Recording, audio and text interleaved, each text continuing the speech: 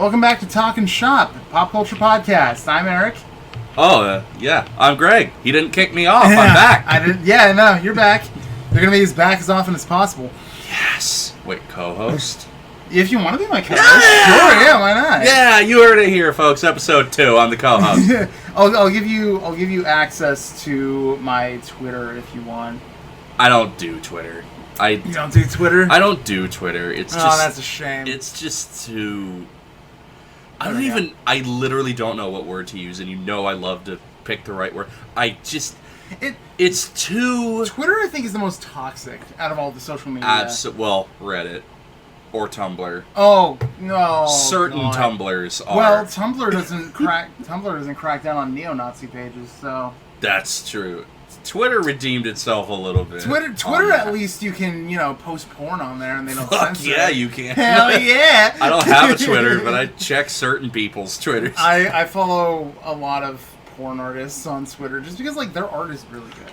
I don't even follow them for the porn. It's just, they're really good artists. So, obviously, I just said I don't have a Twitter, but I follow certain porn stars on, Instagram. Dude, they're funny. Oh, yeah, they're all hilarious. It's not even porn related, and they're just super funny. Like Kimmy Granger. Right. Everybody knows Kimmy Granger. She's been... By the way, I've been watching Kimmy for years. Years. Middle school, I was watching Kimmy Granger. She is 26. Yeah. She's younger. I was gonna say she's a year or two younger. Depending when her birthday is, a year and a half, roughly. Fuck, that's not too bad. That means that I discovered her when she was just getting in the game. But no fucking what. But anyway, I'm sidetracking. She is super funny. She did a screenshot of her, grabbing bed sheets, obviously, in one of her films. And she's when the last corner of the fitted sheet won't fit over the mattress. Jesus Christ. Oh, yeah. And then I follow... See, I didn't watch any Kimmy Granger pornos until, way later. Because, my go-tos were, fucking Asa Akira. Okay, yeah. And, Hitomi Jacob. Oh, of course. Of course it's Tommy. This is a real, swaying from the last episode. Yeah, we're nerds who like Star Wars. Yo, porn, though! Yeah, yo. Who's your favorite porn star? Oh, fuck, that's really hard. All right, top 3. Then. Let's see. Asa Akira. Okay, yeah. I mean, yeah. Yeah. Goes with... Yeah. Alexis Texas. Okay. I like Alexis Texas. Okay. And, I'm gonna go classic. I'm gonna say Lisa Ann. Wow. I like Lisa Ann. My top 3, Kimmy Granger, Riley Reid. Yeah, you would like the tiny little blonde. And she's not in the game anymore, but Faye Reagan. Oh, but yeah. In terms of active porn stars, Piper Peary. Yeah, no, if I had to do a top 5, Piper would be just below. Maybe Sydney Cole on the right day. I was going to say Piper Perry would be just below Lisa Ann if I were to do a top 5, and then just below that, Sasha Grey. Dude, she's I mean, they weren't popular films, but she's been in legit movies now. Sasha Grey? Yeah, she was in a movie where she didn't get dicked down for 45 minutes. What? Yeah. I'm looking this up. Holy shit. Gee, you're going to Google Sasha Grey. I'm going to IMDb Sasha IMDb. Grey. Well, porns show up on IMDb. Do they really? Yeah. Okay, let me tell you how... Have you ever... Is it Grey as in EY? Or? Grey. Okay. Have you ever seen, a porno, loved it, finished, closed the window, maybe you wiped your history, just to, clean up some RAM, and then you're like, man, that was a great video, I'm gonna watch, and you can't find it. Yeah, no, and yeah. you it takes years. IMDb'd somebody to see if I could find that video, and I couldn't. It's lost to the nether of Google, but including actual movies, voice roles, and porn. Sasha Grey has been in 209 credited appearances. And you gotta assume that 205 of those are porn. She was in one episode of Into the Dark, that Hulu series, as a DJ. Dude. She was in Saints Row Gat Out of Hell. Okay, She cool. played, did you play that? That's the only Saints Row I haven't played. Yeah, same here. Apparently she played someone named Viola DeWinter or something. I don't know much about that. She was in an Eminem music video. Sweet. Eminem knows how to pick 'em. Yeah, right? You know the whole rule about making your porn name? She was in 6 episodes of Entourage as herself. That makes sense. That's hilarious. That makes a lot of sense. I fucking love that. That's great. You know the formula for getting your porn name right? It's the street you grew up, like your first pet's name, and your last name is the street you grew up on. Oh, I don't remember the street I grew up on, but my first name would be Sparky. My first name would be Bear Bear.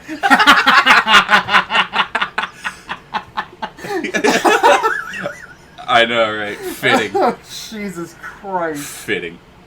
By the way, just to help with that image, without You're like 6'6". yeah, I'm 6'5", 6'6" on a good day. You're Yeah. like 6'4". Am I?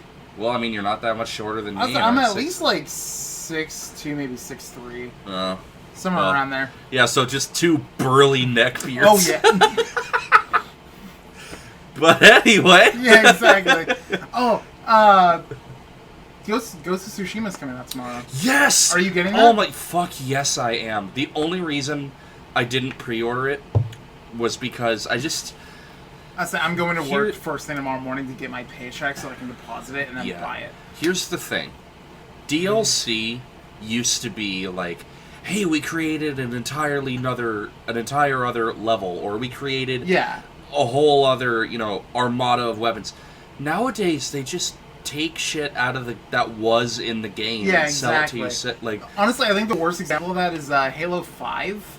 Okay. Halo 5 had microtransactions. Yeah. Some of them, all of them were cosmetic. There wasn't any game-breaking things or anything.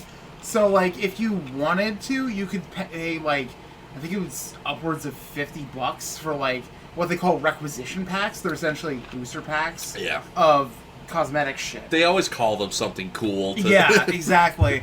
And that's one thing I can kind of get behind, because buying cosmetics helps you make yourself more noticeable. It helps you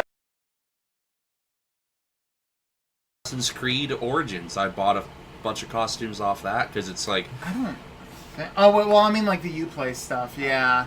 The Uplay stuff, but I've bought costumes and honestly, as much as I hate Ubisoft as a company, sometimes they did do a really good thing with the Uplay service with getting rewards for completing certain things in game. Yeah, and speaking of games and pre-ordering, I am getting Assassin's Creed Valhalla. I do want to get Valhalla. Did you see that thing that said you can romance anybody? Yes. And you can switch your gender at will. You can switch your gender at will. You can romance anybody. You can form a romance between 2 warring tribes, and you can have a marriage so that then you have a 3-tribe alliance, and you can I didn't plunder see that France.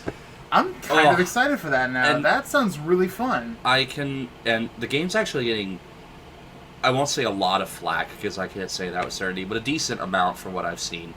Because they're it's not Assassin's Creed anymore, it's Warrior Creed. And it's I understand that if you play Assassin's Creed 1, and you play Assassin's Creed Valhalla, they are... honestly, just the huge leap alone between Assassin's Creed 1 and Black Flag. Yeah, it was huge. But... Because, But, I mean, at the same time, what's wrong with change? I mean, you've got franchises that haven't changed much in, the decades they've been around, Call of Duty. Yeah, even in Assassin's Creed 2, you could just butcher people. Yeah. And it was great. No one to notice if there's no one alive to notice. Yeah, Assassin's Creed 1 was here, half our game is stealth missions. Also, if you get caught, it's an instant fail. Yeah, and it's... fuck you, start over from the last checkpoint. Assassin's Creed 2 is okay, you're still an assassin. You gotta sneak every once in a while, and that's fine. So, for people who want Assassin's Creed, but not Assassin's Creed, one of my favorite games of all time, is a game called Dishonored. I haven't played Dishonored. You need to! I know. I keep hearing really good things about Dishonored. Picture this. It's first-person Assassin's Creed. So it's Thief? Thief, but more violent. Ooh. Like, let me give you the rundown. And anybody who hasn't seen it or heard of it, let me also give you the rundown. At the very least, I've heard of Dishonored. I love Corvo's design. Yes. It's so good. The, like, clockwork. Yeah, like steampunk-ish thing. So, your name's Corvo Atano. You are the, basically, head of security for an empress. You go away on a diplomatic mission. You come back. Empress is assassinated, and the guy under the Empress who becomes the new Emperor... Like a vizier of sorts. The vizier, yeah. He frames you for the assassination. Ooh. So, then rebels who want to put the Empress's daughter on the throne... Right. Emily is her name. Yeah. They're like, we're going to bust you out of prison, we're going to give you the best weapons we can, and we're going to have you help us put Emily on the throne. Okay. So, after they break you out of prison and you go to their hideout, the game kind of oversteps a little bit. It's like, I don't know why that would happen, but okay. You fall asleep, and I'll call him a god. Okay. Called the Outsider comes to you. And he's just this fucking My Chemical Romance Black Parade looking dude who says, so, you interest me. Do you want some powers? And you can be like, fuck yeah. He gives you the power of teleportation. And you have to collect runes, because there's always a collectible. Okay. But you can collect runes and some of the other powers are... you can teleport farther. You can summon rats to eat enemies alive. You can stop time. You can possess people.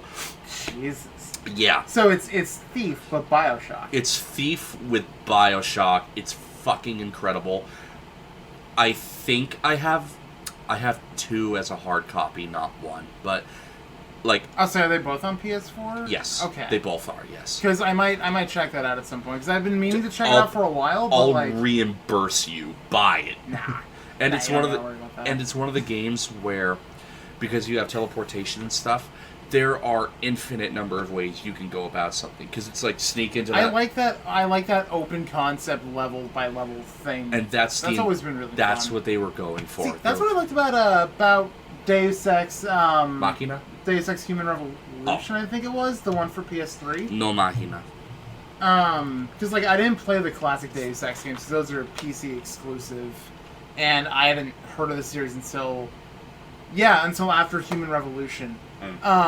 When I think Square bought it. Square Enix. Yeah. But like I played Human Revolution, and I thought it was really fun because like each mission gives you like you have different skill trees that you can level up in, and like it gives what's his face? I think his name's Adam. Like certain boosts and shit that are tailor made to certain gameplay styles. So every mission can be done in like one of 3 ways. You could go equal parts stealth and gun. You could go full guns blazing, or you could stealth the whole way through. And there's routes tailor made for each option. Wow. Like it's the same thing with Dishonored. Yeah. There's actually an achievement for playing the entire game without killing anybody. Fuck. Like it's possible where you can kill nobody. It's possible where you can just kill everybody. And here's the thing. The more or less people you kill affects the ending. There's multiple endings. If you kill everybody, it's like a super chaotic ending. If you kill nobody, it's like a super peaceful ending. And if it's somewhere middle of the road, then there's a third one, and it's... Okay, that makes sense. Yeah, it's... See, I like games that can do things like that. Like replayability. When I first played MGS3, I wasn't aware of the Sorrow. Like, I wasn't aware of that boss fight, which isn't much of a boss fight.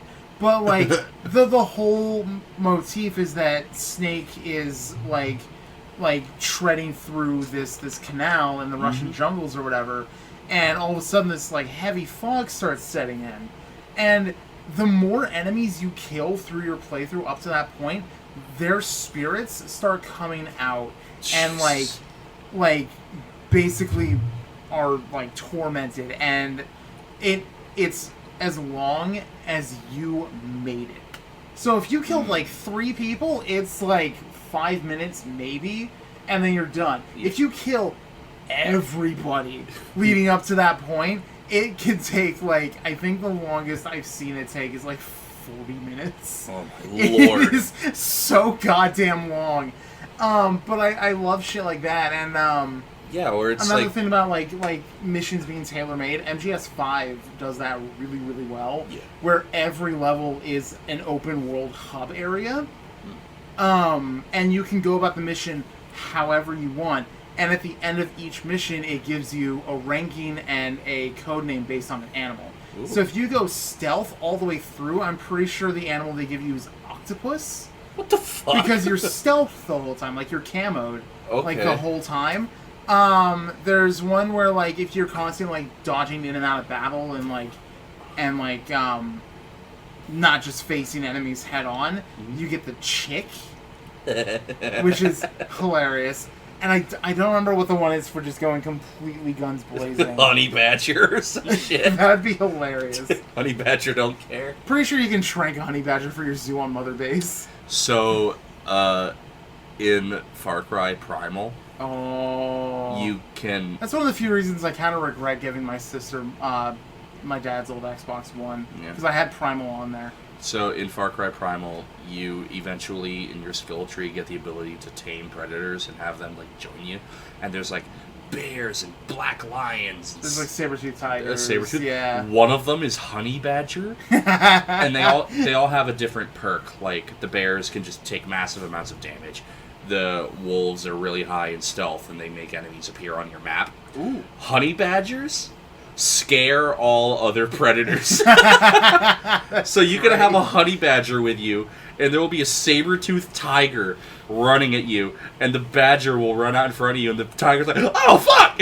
Yeah, that's actually I'm gonna go back on the Metal Gear thing. Metal Gear Solid 5 had like a lot of other Metal Gear fans did not like the story of 5 because there was virtually no story. Well, and like because Kojima was like rushed to get it out and then fired from Konami afterwards. Dude, fuck Konami. Fuck Konami so hard, man.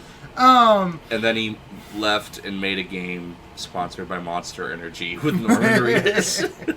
But in MGS5, before every mission, you can customize your sortie essentially. So like you can give boss different clothing bits for like different bits of camo, or like maybe if you want to go completely run and gun, there's like a heavily armored variant you can wear, and, like all that shit.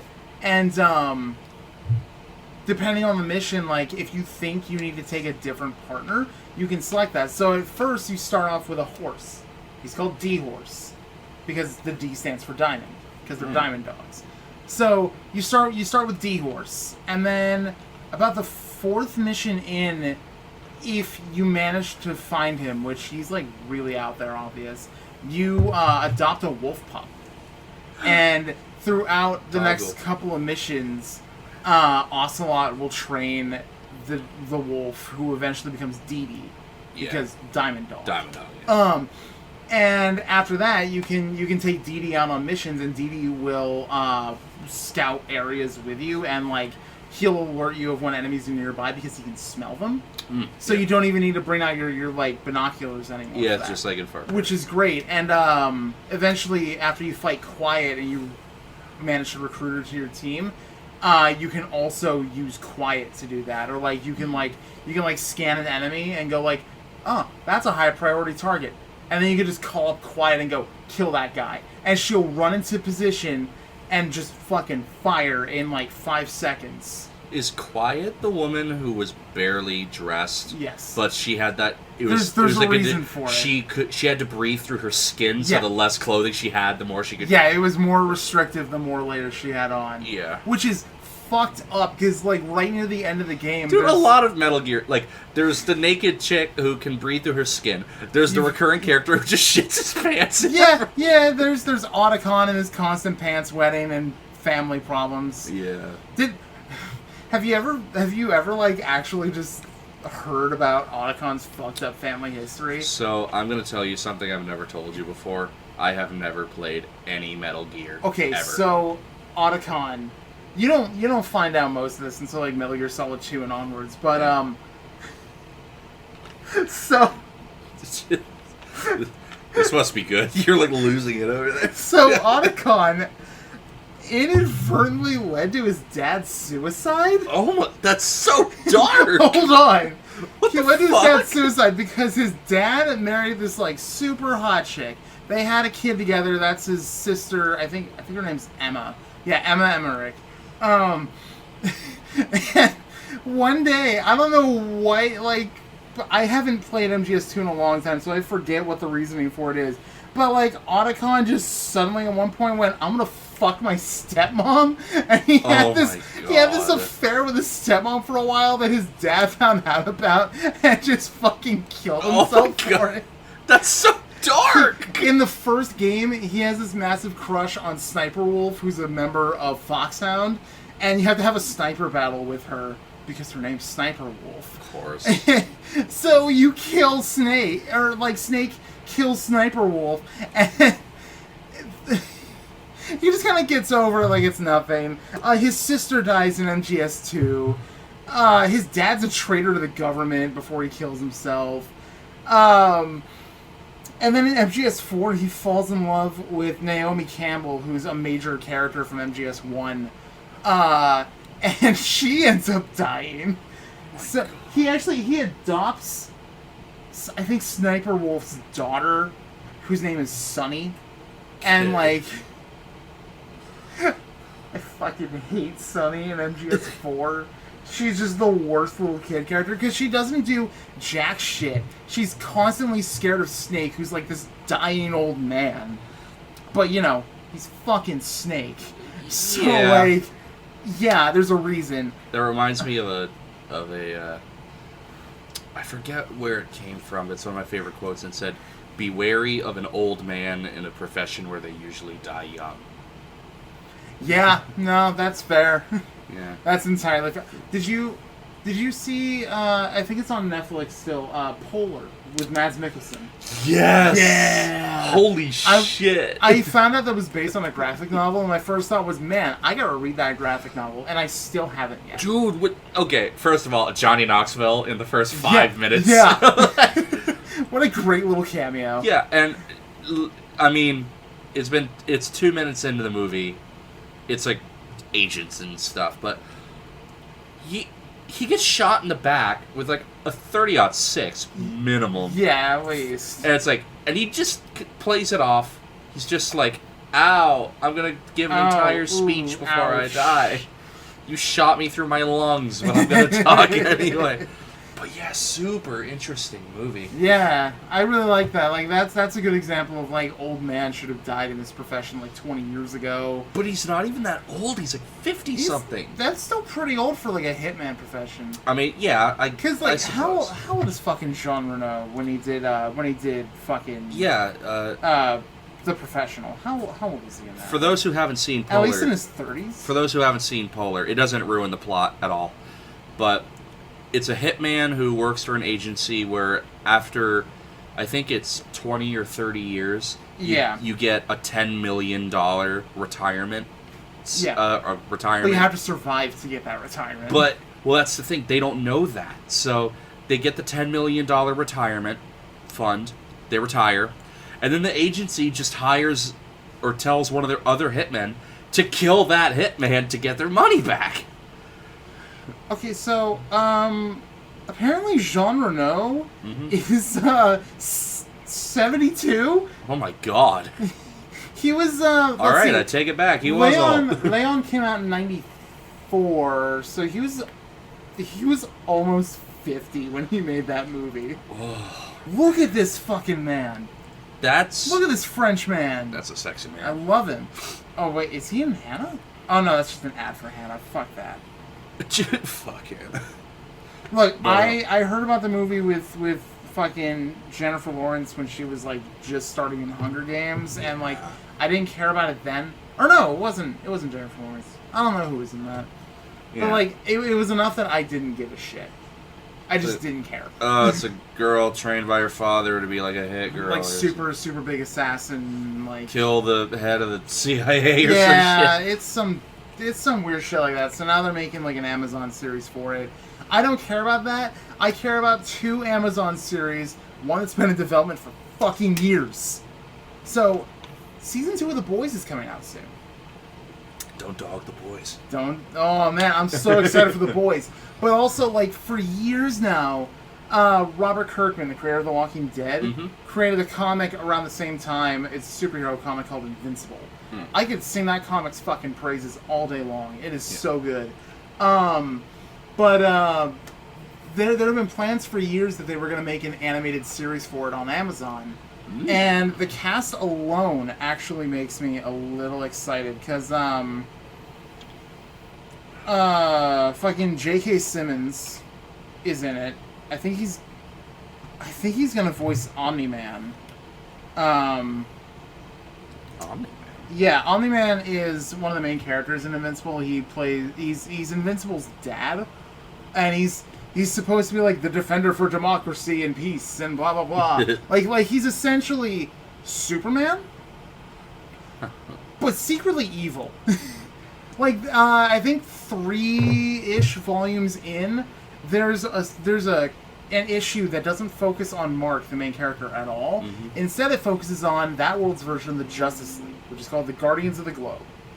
There's War Woman, who is a badass lesbian. She's fucking cool. If you order the Justice League from Wish.com, you get the Guardians of the Globe. Essentially. Darkwing, who's Batman, obviously. They weren't even fucking trying. He's a black guy who looks like Batman, just without the pointy ears. He lives in a city called Midnight City that is in a perpetual state of midnight. It has a red sky like Batman the Animated Series and everything, because a villain named the Midnight Magician performed a suicide mission and just fucking cast the city in perpetual darkness. So it's always dark. Yeah, it's always midnight. But yeah, so let's see. The cast of the Guardians of the Globe was War Woman. There was a Martian character, but I don't remember what his name was. The Green Ghost. The Immortal. The Immortal's cool. He's a hero who's been around for centuries because of an alien artifact or something that granted him immortality, and he's been the president twice. he was George Washington and Lincoln. Jeez. there's a really funny scene. I think 15 volumes in. It's a 25 volume long series. It is so long. But it's really good. But in volume 15, there's a part where Mark and his girlfriend Eve are going to visit the Immortal and his wife Kate, whose superhero name was Duplicate, because she can duplicate herself. Gee, I wonder what she can do. Her brother's name is Multi-Paul. Some of the names are so dumb.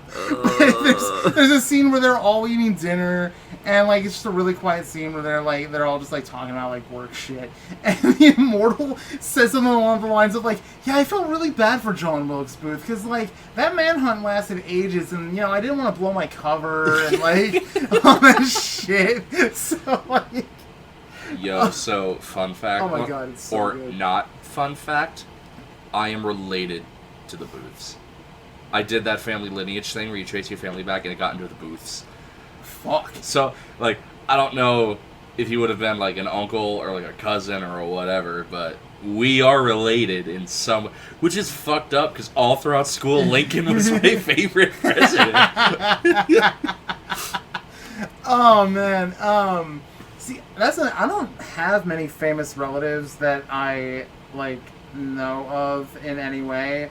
There are a few. There's Albert Worden, who was one of the astronauts on the Apollo 16 flight. Fuck yeah. Which is pretty dope. There's another relative whose name escapes me, but his invention used to be in the Boston Science Museum. It was the solar-powered race car. Again, dope. Yeah, which is great. There's a Canadian warden named Mark Warden who's a voice actor. Ah. He's done a lot of like really good shit. Like, did you play like any of the later Lego games where like they had fully voiced casts? Did you play like Lego Batman 2 or 3? The last Lego games I played was the Lego Star Wars Oh, games. fuck. Yeah, so in like the Lego Batman games he voices Sinestro, which is fucking cool. He voiced Iron Man in a couple Marvel things for a while. Hell yeah. Which is fucking dope. I love that. And then she's kind of famous for the wrong reasons if you follow. Well, so was my guy. If you follow any sort of serial killer things. Oh. But my great aunt once told me that she had a very distant cousin named Bernice Warden. She was one of Ed Gein's 2 victims. Oh. Oh. It was so great. So I took Psych and Soch my first senior year with Mr. Obi. And we started getting into serial killers, and he brought up Ed Gein and his 2 victims, and the second everybody heard Bernice Warden, they all turned to look at It's me like... always like all at the same time, too. Yeah, no, it's like... Yeah, my great aunt told me. You're like, yeah. Yeah. Fuck yeah. Oh. Speaking of serial killers, Speaking of serial did killers, you ever read the comic My Friend Dahmer? I saw the documentary My Friend Dahmer. There's an actual movie adapted from the comic. That's what I saw. Oh, the one with the Disney Channel kid playing Jeffrey Dahmer, right? Ross Lynch or whatever his name was. Yes, and then there was another. Oh. Then they also did that with Zac Efron playing Ted Bundy. I didn't see the Ted Bundy ones yet. I heard those are good. Zac Efron's that guy where I have no reason to hate him, but I do. He did a great job. He can be that, fucking creepy. He exudes that douchey frat bro energy, but like he seems like the most down to earth dude. Yeah, he can be creepy when he wants to. Oh yeah, absolutely. But I saw My Friend Dahmer recently, and I fucking loved it. My Friend Dahmer. I have a movie called My Son Jeffrey, where it's his parents. Ooh. Because like all throughout that trial and all throughout him being in jail, they like still went to see him, and the news wanted, what do you think of the events? And they're like, we think what he did was horrible, but he's still our son. I say he didn't last long in prison either. His fucking Nope. cellmate just fucking went, nah, I'm not standing here with this guy. They shoved a broom up his ass, and it came out of his mouth. That's how he died. Christ. Yep, because most of his victims were African American, and so a bunch of black guys just that makes total sense. Up and literally breathed his ass. Oh, that must be so painful, because you have to do some finagling to get through that too, because you got to get through the intestines. You got to work your way through the intestines, unless you rip them. Unless you rip them through the stomach. Through the stomach, like up the esophagus. Like fuck, that's brutal.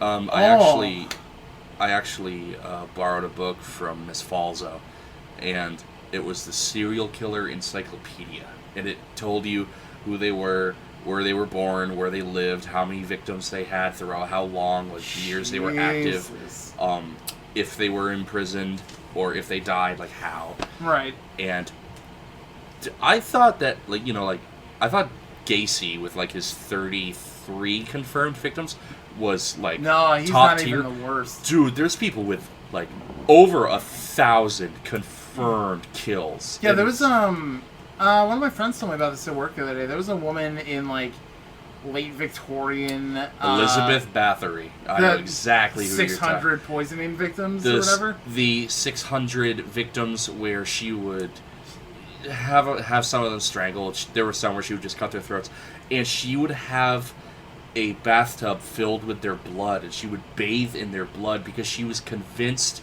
that blood made her appear youthful again. So she thought, if I kept bathing in blood, I'll become beautiful again. I like to think George R. R. Martin probably took some influence from the Woman in Red in Game of Thrones from her. Probably. Just based on that, because like I know the Woman in Red has like a huge thing about blood or something. She would go to the village and she would tell all the village up-and-coming girls, like, hey, if you come to my castle, I'll teach you how to be a proper lady, and I'll teach you etiquette and whatnot. And of course, if you're a if you're the daughter of a farmer, you know, you're going to want to go. Your dad's going to want you to go. Yeah, no, it's exactly. like an opportunity It's for like, you. oh, this piece of royalty was like, hey. I'll take you under my wing. Go. Yeah. And eventually it turned into like, hey, so my daughter went to your castle like 6 months ago, and she hasn't come back. Is she okay? And then,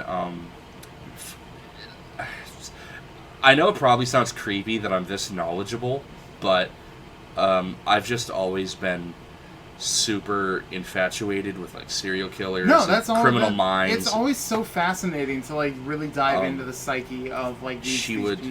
She would, of course, employ people to bury the bodies. Yeah. But every so often, they just wouldn't fucking feel like it, so they would just throw the body completely drained of blood, like in a cornfield or something. And that's how the vampire rumors got started. Oh. Yeah. Or like their throat was cut, so they're like, oh, werewolves exist now. And see, I love that. I love like supernatural creatures being started because of like urban legends and shit. So here's something that like you know, Vlad Tepes. Vlad Tepes and, you know, Vlad the Impaler. You know, it's Vlad the Impaler was fucking brutal. He's a hero in Romania. He is. Like he's their national hero. He held off the Turks. Yeah. Or the Turks. And it's like, yeah, he was a brutal motherfucker, but you know, he protected our country. So like, did you see the Dracula Untold movie? The one with Luke Evans? I think that's his name. The one who played Gaston in the movie. Yes. Yeah, no, I didn't see that. You know what? It gets a lot of shit, and it shouldn't, because I can't remember his name. The guy who played Tywin Lannister. Oh, Charles Dance. Charles Dance is the vampire that turns Dracula or Vlad into Dracula. That's fucking great. And yeah, and he goes to this cave, and he's like, he sneaks him out because he knows that the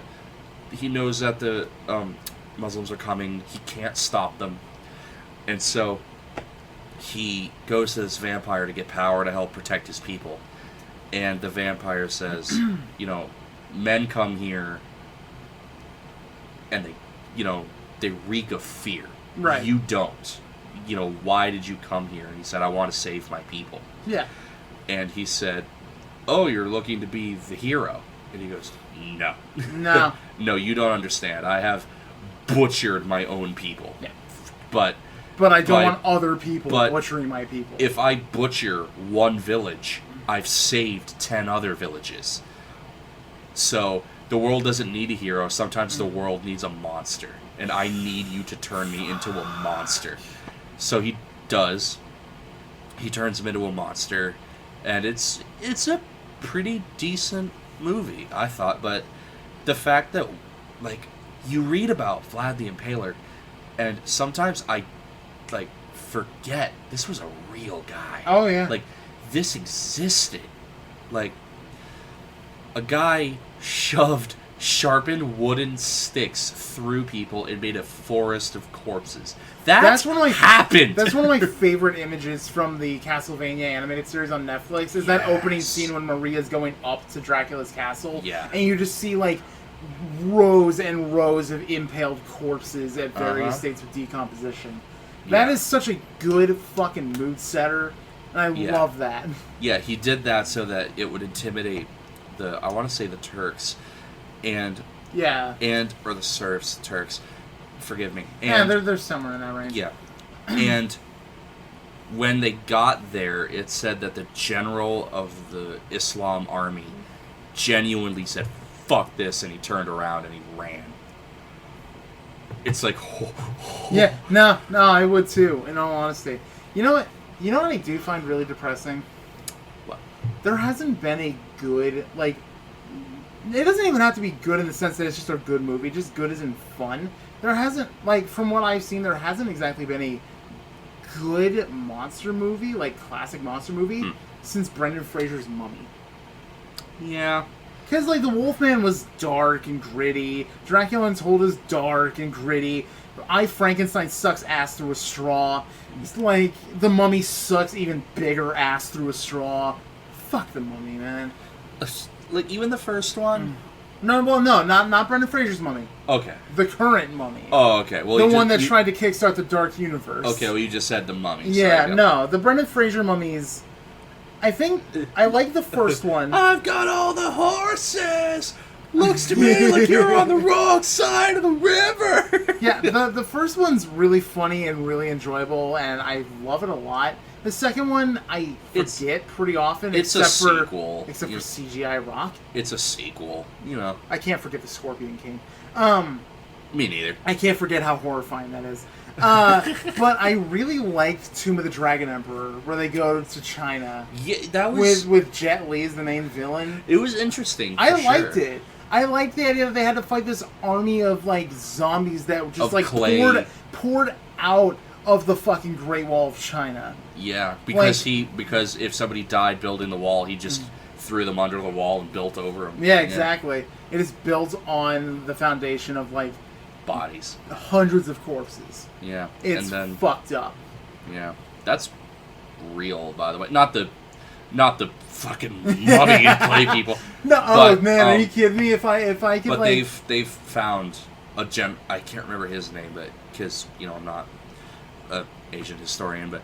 It's a real Chinese general with clay statues. Yep. And... Yeah, you can visit that. You can visit the statues. Well, they stopped digging because they read super high radiation levels, and they think there was a mercury river in there, which that's metal. Oh. God damn! Where do we learn about that shit in the history books? Seriously, another super badass guy from history, Genghis Khan.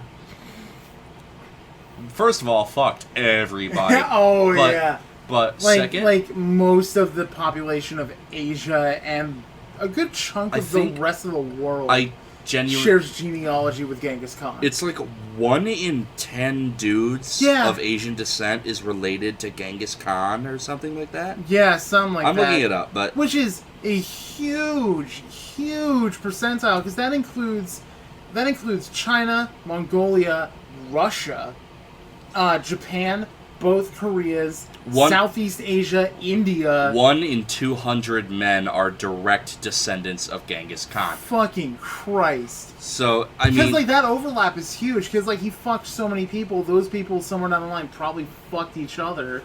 The ones that lived. The ones that lived. But, let me tell you how petty he was. He sent messengers to this village, and... it was the classic, surrender to the Great Khan, or we'll wipe you out. And the guy who ran the village had his messengers killed. Genghis, believe it or not, does not like his men being killed. Wow, I can't imagine anybody would. He redirected the river. He had his men build a dam on the river and dig a new riverbed, and it redirected the river so that not only did the village not have water anymore, but it can never be habitable again. That's how petty Genghis Khan...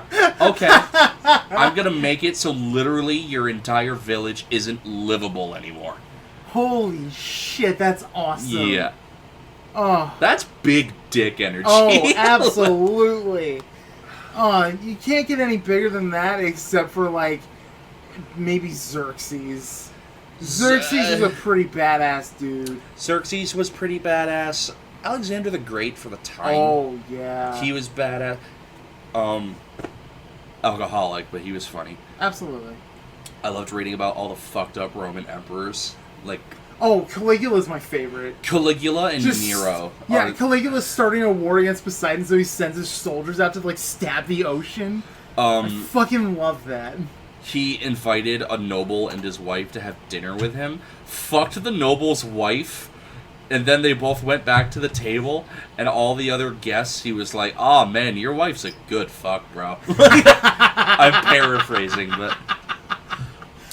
you know what? The Caesars were a bunch of petty bitches, too, because, which one was it? Augustus Caesar that was I want 2 more months added to the calendar named after me and my nephew.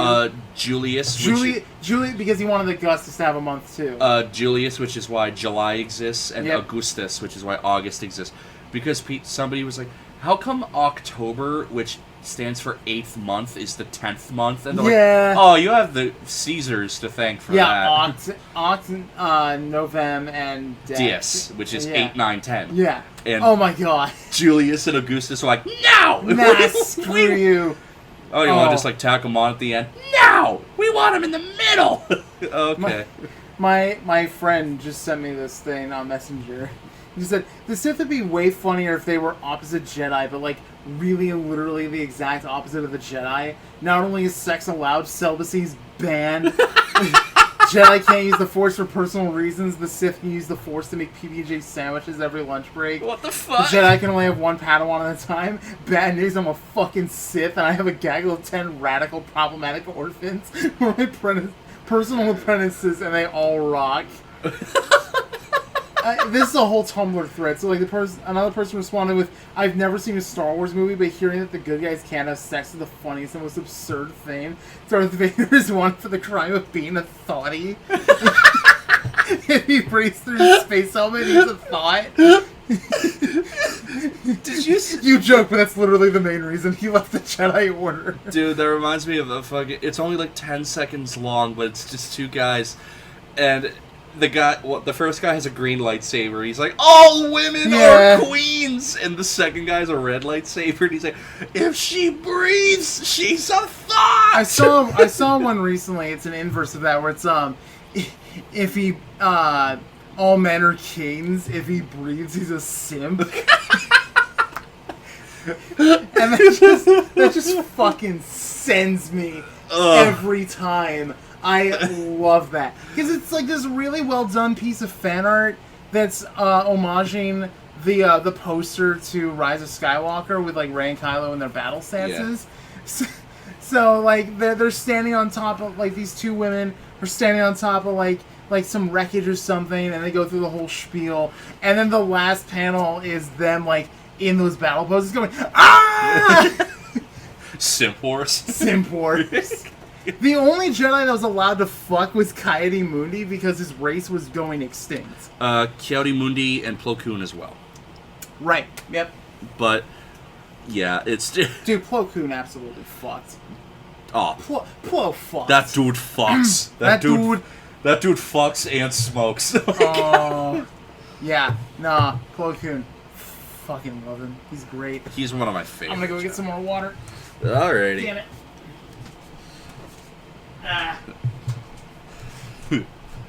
Oh my lord!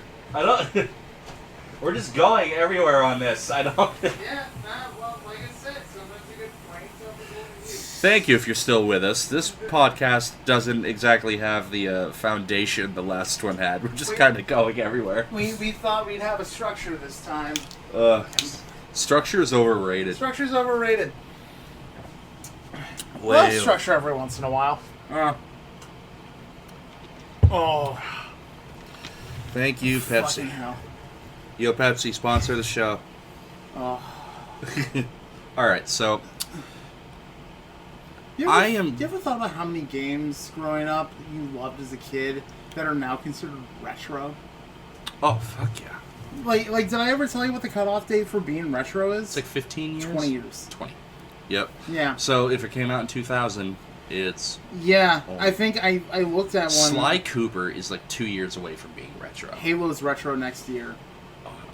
Let me tell you the exact moment I knew I was old. You know, a whopping 28, but right. Old. I was driving home from work, and I was listening to the local rock station, and they said, all right, next up on the classic rock block is Fat Lip by Sum 41. Oh, and I'm like, Christ. Oh, fuck you. Sum 41 is classic rock now. Yeah, because... MCR is going to be classic rock in like 3 years. Because I guess 15 years is the official like time you need to be classic rock. And I'm like... Green Day is not classic rock. When the fuck did the song 1985 come out? Because that makes the Motley Crue lyric make so much sense. I want to say 2002, 3. Oh. Early. But okay, yeah. When did this album come out? Hanover You Don't Deserve came out in 2004. 2000. So Motley Crue would have been considered classic rock at that point. Oh. Yeah. Okay. So here we go. Oh, they got meta with it. video games that came out in 2000. Let's see what's retro this year. Oh no. Age of Empires 2. Ugh. Fucking hell. American McGee's Alice. Okay. Wow. Okay. Baldur's Gate 2. Oh. Banjo-Tooie. No! Oh, it hurts. Oh. It hurts. Oh, no. Oh, Bloody Roar 3. Oh, that's a good one. Breath of Fire 4. Wow. Okay. Capcom vs. SNK. It's Millennium Fight 2000. Fuck yeah. Chicken Run. Oh my lord. I know a lot of people talk about Chicken Run. Command & Conquer Red Alert 2. You're kidding. Diablo 2. Yeah. Oh, Daikatana. This is making Daikatana. This is making me sad. I know. I know.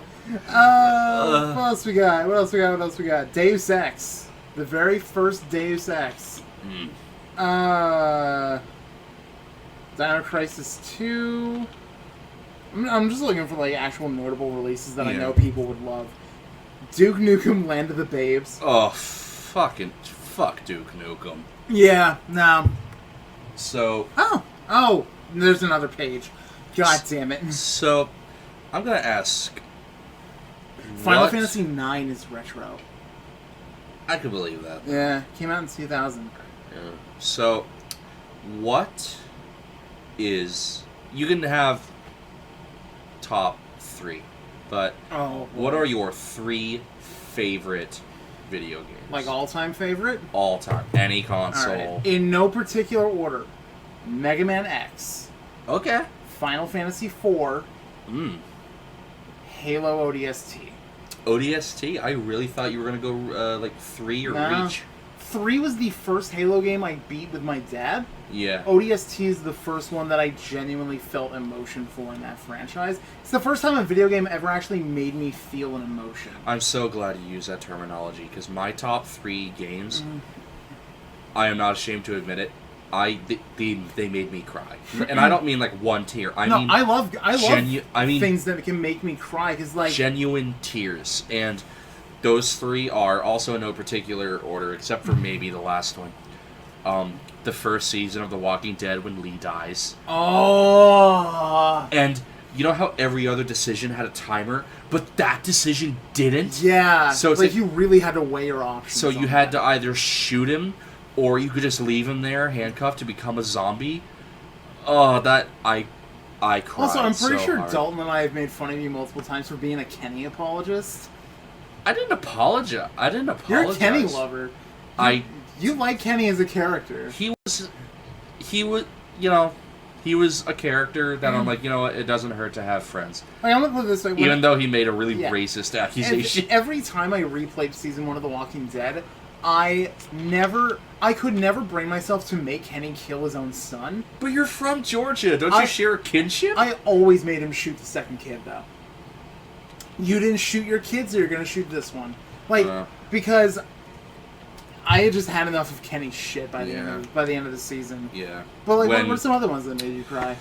The second one that made me cry was actually God of War 4. Ooh, yeah. It made me... When they go up to the top of the mountain at the end. And like, he takes off his bandages, and you can see where the chains were burning. He's like, I don't have anything to hide anymore. I love that scene when he's going back to their house, and Athena calls him a monster, and he pulls up the blades, he goes... I am a monster, but I am your monster no longer. And I was like, fuck, here we go, boys. I don't know why it made me cry, but the scene where Atreus gets sick.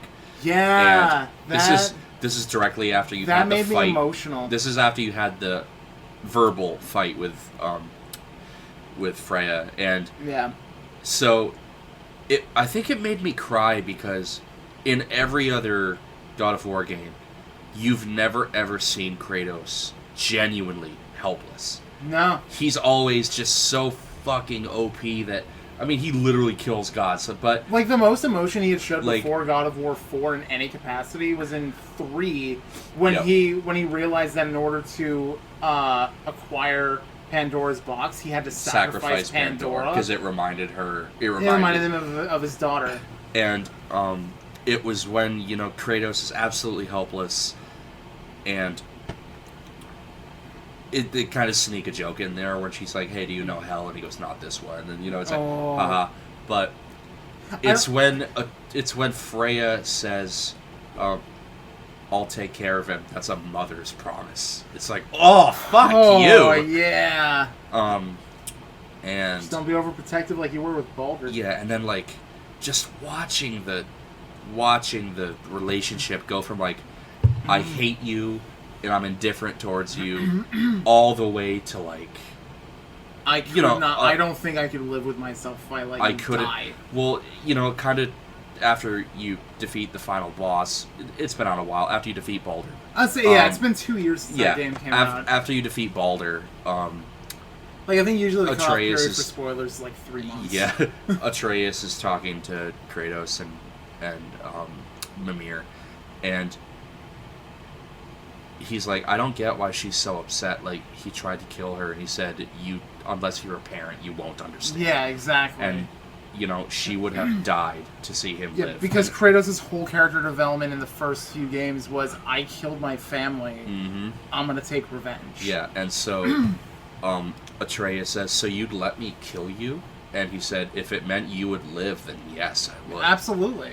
And, which is what, I know for a fact that is just pure foreshadowing, and whether it happens in the 5th game or the 6th game, I'm ready. Yeah. I am ready to see Kratos have this tear-jerking farewell to his son. That's something that will fucking break me. That's something that I think would be a great addition. Literally imagine Kratos, shedding a tear. Whether he's injured or Atreus is injured or whatever, imagine Kratos, crying. I don't even want to see him cry. I want him to, I want his death to be a close, personal, dramatic moment, and I want his last moments to be, he, caresses Atreus' face, has one smile, one genuine smile, sheds a single tear, and then just fucking dies. Yeah.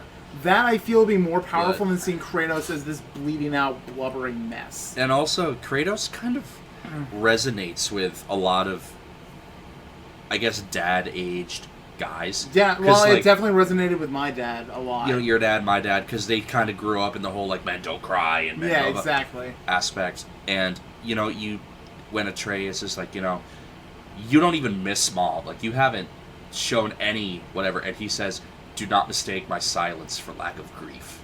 Yeah. And it's and so that game made me cry, just because of, seeing, the build-up and the few moments, and that made me cry. Red Dead Redemption 2. I haven't played RDR yet, the second one. Actually, no. I've played it, but I haven't, played the story. I just fucked around in the open world. That Red Dead Redemption 2 is Catch Me on the Right Day. It's a solid number 2, but Catch Me on the Right Day, and I will say Red Dead Redemption 2 is my favorite game of all time because it's prequel to Red Dead, so I won't spoil it for you. The game's been out for a while. It came out the same year as God of War, so the audience might know. Yeah. I won't spoil it for you, but the main character you play... I know he dies. The main character you play is Arthur Morgan. He catches tuberculosis and he dies. Yeah. And you see, you spend 30 hours as this guy, robbing people and shooting people and beating up people. Yeah. Just being this, walking Ted Nugent song of a dude. And then he befriends a nun. Sister Margaret, I think her name is. And this is after you're told you have tuberculosis, there's no cure, you're going to die. And he sits down with Mother Margaret, Sister Margaret, and she says, you seem down, what's going on with you? And he said, I'm dying. I have tuberculosis. I caught it beating a man to death over a couple dollars. Oh, jeez. Yeah, you can really feel that, emotion, that, atonement for, And I'm afraid. And it's the first time that this dude who you've spent so many hours killing and robbing and beating people, that he's vulnerable. Yeah. And at the end, your horse gets shot. Oh. And dies. Yeah, of course they had to kill the horse. And he walks over and he puts his hand on his horse's head. He says, "Thank you." Oh. Yeah. For like. That's so depressing. Yeah. Oh, I love it. Yeah, and that and the music is beautiful. Red Dead Redemption 2. Second. So that's an easy recommend then. To anybody who hasn't played it. If you for some reason have not played it, it's it's been out for a while. It's not as expensive as it used to be. Pick it up, buy it. If you don't like it, I will personally mail you the fucking $30 you paid for it. I do not care. No, that being said, though, what movies have made you cry? Like, what are some like movies that you? It doesn't even have to be a sad cry. It can be like you're like crying because something just so like filled you with joy that like you just can't help but let the tears show. I'm gonna have to think on that because I haven't seen a lot of movies lately, especially ones that have made me cry. There's been some, but right. I can almost imagine half of the ones you would bring up would probably be Robin Williams. Because he's made some sad fucking movies. Robin Williams, it hurt me really bad when he died. I had to tell my dad because he didn't know. Oh. Yeah. The look on his face from I just got home, I can't wait to spend time with my family too. Oh, God. And not just that he died, that he took his own life. Yeah. I don't... It's funny. It's not a sad quote. If anything, it's a happy quote, but I guess just because of the context. Right. His last line of dialogue in a movie was at Night of the Museum 2. Sun's coming up. Smile, my boy, it's sunrise. Yeah. And, there's... I didn't see the last Night of the Museum movie, but that resonates with me. Weird choice. Like, this is a total out of nowhere choice that a lot of people are going to be like, what the fuck? But The Patriot with Mel Gibson. I haven't seen The Patriot. It's super good. Revolutionary War. It's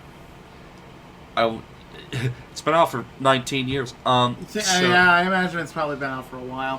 He's a former British soldier who's now just like a farmer. And, the Revolutionary War happens. One of his sons, Heath Ledger, actually joins. And dies. He does die. That makes sense. But later in the movie, his first child to die is actually like his 9-year-old son, because Heath Ledger, his in movie name is Gabriel, but just for simplicity's sake, Heath Ledger goes off to join the war, gets injured, comes back. The British Army follow him because they're looking for hideouts for they called them rebel soldiers, right? And I did, but I guess I didn't realize the severity. War used to have like rules. Oh yeah, like there's still rules. There's rules of engagement that all the soldiers have to follow. Yeah, there's rules of engagement. There's like Geneva and all that, but there was like, if you see a rebel soldier and he's not armed, you can't kill him. Yeah, because that would be murder, not war. And if you see wounded soldiers, you had to give them water and food because, again, if you killed them, it was murder. If you just let them die, you're an accomplice to a murder. Yeah. In any regard. Even then, the line between war and genuine murder was like so thin. Yeah. And so, the British soldiers follow him back to his family's plantation. They kill all the injured revolutionaries. Oh God! Except for Heath Ledger's character. Yeah. The 10-year-old son tries to save Gabriel, and one of the generals shoots him. Anyway. Well, that's fucking depressing. Anyway, he has... yeah, I'm getting a little off track, but... he has a daughter, and she's like 6 or 7, and her name's Sarah. And her whole thing is she doesn't talk. She hasn't said a word since her mom died. Which has been like a year, I guess, in the movie. So for a year, this child hasn't spoken. I think I know where this is heading. And so Mel Gibson's character he's fighting and whatnot. He goes back to see his family for a while. He's telling all of his children goodbye, and he, picks up his daughter, and he's like, goodbye, and she doesn't say anything. And it, like, kills him, because he wants to hear his daughter, and... He wants to hear her speak before he, goes off and risks his life. Yeah, because, he doesn't know if he's coming back, and so... he's like, okay, I can't make you, and so he gets on his horse, and he starts riding away, and she runs after him, yelling, Papa, Papa. Oh! Yeah, and he gets off his horse and he goes running towards her, and she says, I'll say whatever you want me to say, just don't leave. See? Holy shit. Yeah. Oh, that's so sad. Like, even telling you about that scene, I'm getting, like... You're getting a little choked up. Yeah, and it's like, it's not a... Yeah, it's a emotional thing, but, like, I didn't think just one little 3-minute scene in a movie about blood and guts would get me to tear up, but it does. It's always movies like that. Like, I haven't seen Saving Private Ryan in a while, but I remember when I was, like, way younger, like, there's some scenes... There's some scenes in that movie that make me just fucking lose it. Dude, when their buddy gets hit, and they're all just feeding him morphine so he doesn't fucking suffer until he dies. Yeah. Okay, movie that probably a lot of people remember, Bridge to Terabithia. Oh. Yeah. I haven't seen that since, I think I was 14 the last time I watched it, so it's been a decade. Dude, when the parents knock on his door... And they have to tell him that the rope swing broke. And she hit her head and drowned. And they bring over all her paint gear, or all her paint supplies, and they're like, she would have wanted you to have them. You were her best friend. It's like, I paid money to see that fucking. I went to a theater to see that movie. Until after it came out on DVD. My parents. I went to a theater. I bought overpriced popcorn that I cried into. You wanted to see this feel-good family movie about escaping reality. About escaping reality. World. Nope. And then reality just goes, fuck you. Yeah, no, Bridge to Terabithia is a good one. I refused to watch it ever since my dad passed, but at least a few months after he passed, I remember going out to the living room one day and just seeing the TV off and my sister's there on the couch just crying her eyes out, and I assumed it's just because she missed Dad, and that was part of it. But also just before I had come downstairs, I didn't realize she was watching What Dreams May Come. I haven't seen that, which was his favorite movie. There's a song that I attribute to him a lot that I feel bad about attributing it to him, because from what I can tell, he fucking hated that song. Oh. But it's Wake Me Up in September. Time of Your Life by Green. Time of Your Life? Yeah. He told me why he hated that song. Because we were playing Cards Against Humanity, and he had Spotify or something playing on the TV, and you heard the dun dun dun dun dun. Yeah, and he just shot up out of his chair and muted the TV, and I'm like, I guess he really doesn't fucking like that song. Did I ever tell you what the reason behind that was? No, and I always felt like one of his buddies in the military died during a strike when he was in Afghanistan, and his buddy's favorite song was "Time of Your Life." Oh. Yeah. So he absolutely refused to listen to that song ever since. Honestly, okay, there have actually been quite a few movies that have choked me up and actually made me cry, just because it's something that is important to me, because it was something it was attributed to something with growing up with my dad. Yeah. And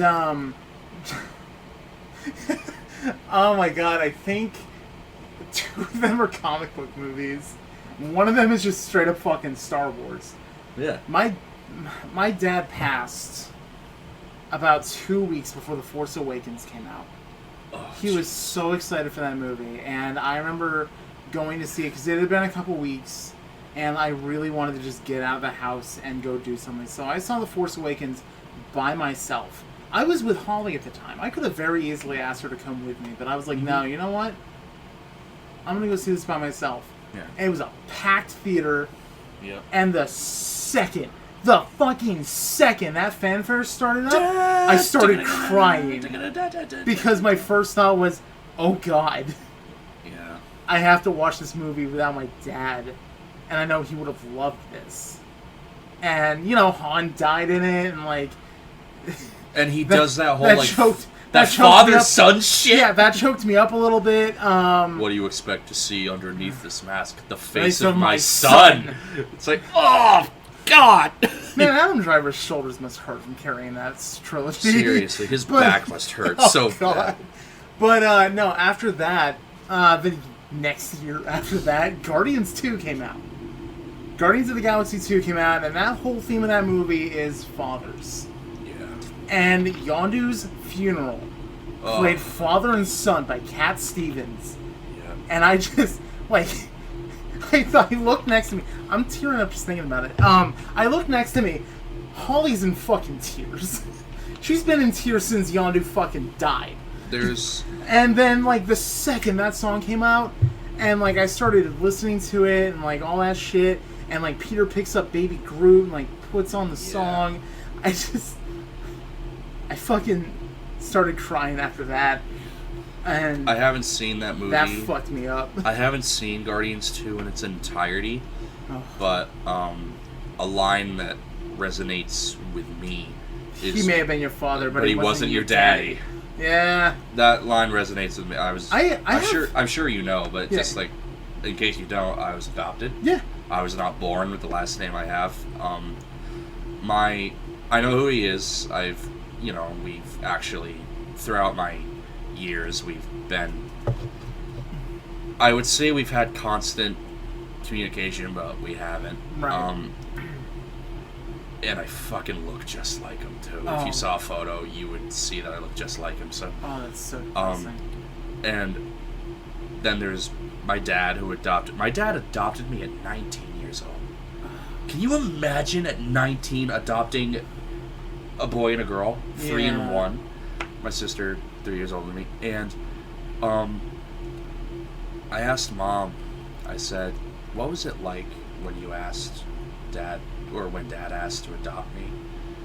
And she said, I called your biological father, Dennis is his name. Oh, okay. I won't say his last. And she said, I called Dennis, and I said,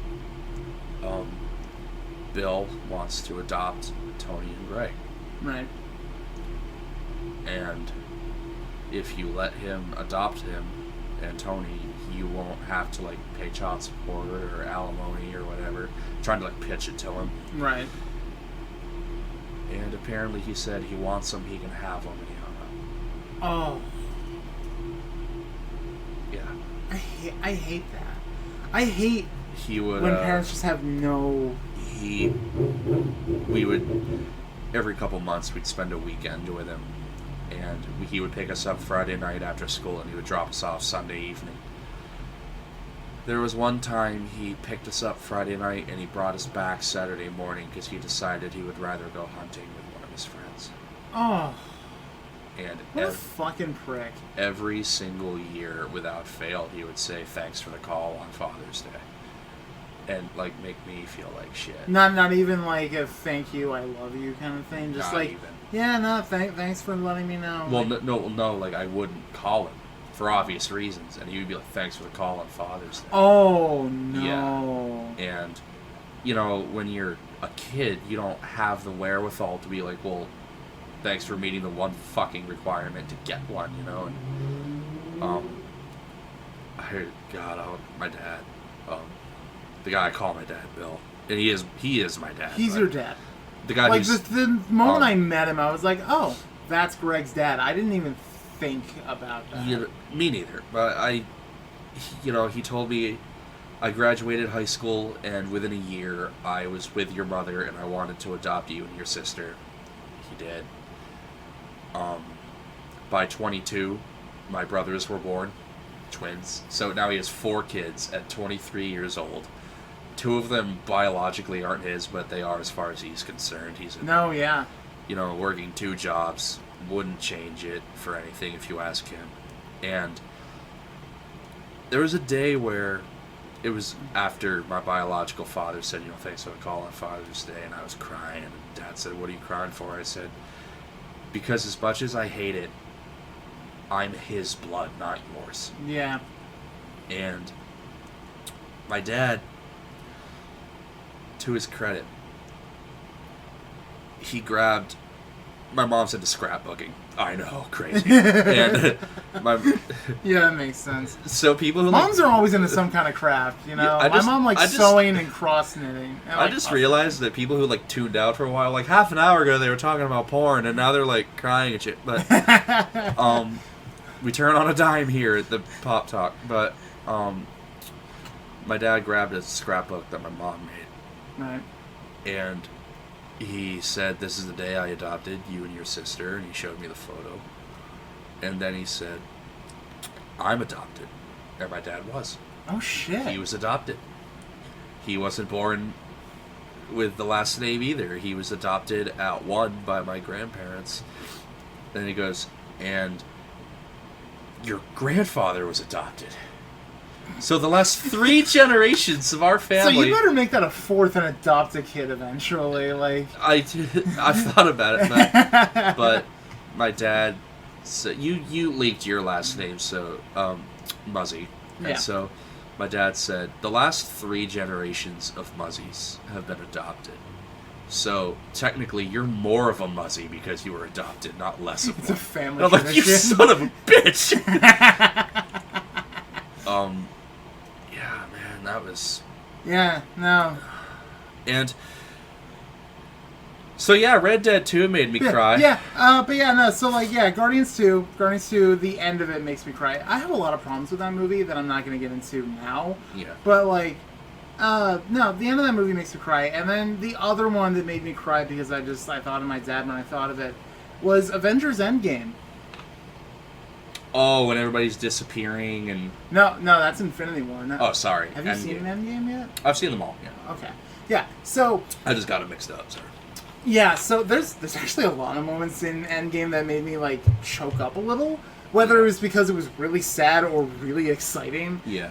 I'm sorry, the fucking... Cap wielding Mjolnir got me fucking jumping in my seat like I was 5 years old. I was like, fuck yes, this is what I wanted to see. I'm not even a fan of Cap, and in that moment I was like, okay. Yeah, alright. But that part was great. On your left with the Avengers Assemble thing. And all the time portals from Doctor Who. Or Doctor Strange, not Doctor Who. It made me fucking tear up. But no, Tony's death made me choke up. Tony's funeral made me cry. The fucking proof Tony Stark has a heart on the wreath going... No, what made it worse is that, I knew it was coming, because Robert Downey Jr.'s contract expired after Endgame. Yeah. And he's been doing it for a decade at that point. Yeah. I wouldn't want to be a part of it for that long either. So, the second he looks at his daughter, Morgan, in the movie and goes, I love you 3000, I knew that was going to come back at some point. And it comes back when he's giving his will to Pepper and Happy and everyone else. And he ends it by walking up to what was the helmet that he was recording it with and goes, and looks at where Morgan is and goes, I love you 3000, and just turns it off. And I'm like, ah! So, I didn't know this. I came across it, and the math checks out. If you add total minutes roll time from every Marvel movie, minutes. From Iron Man all the way to Endgame, it is exactly 3,000 minutes. Yeah. There's actually... oh, man. One more thing about Endgame that actually made me cry. Absolutely. It's not even a huge thing, but it, symbolizes how much of a fucking lucky fluke the MCU is.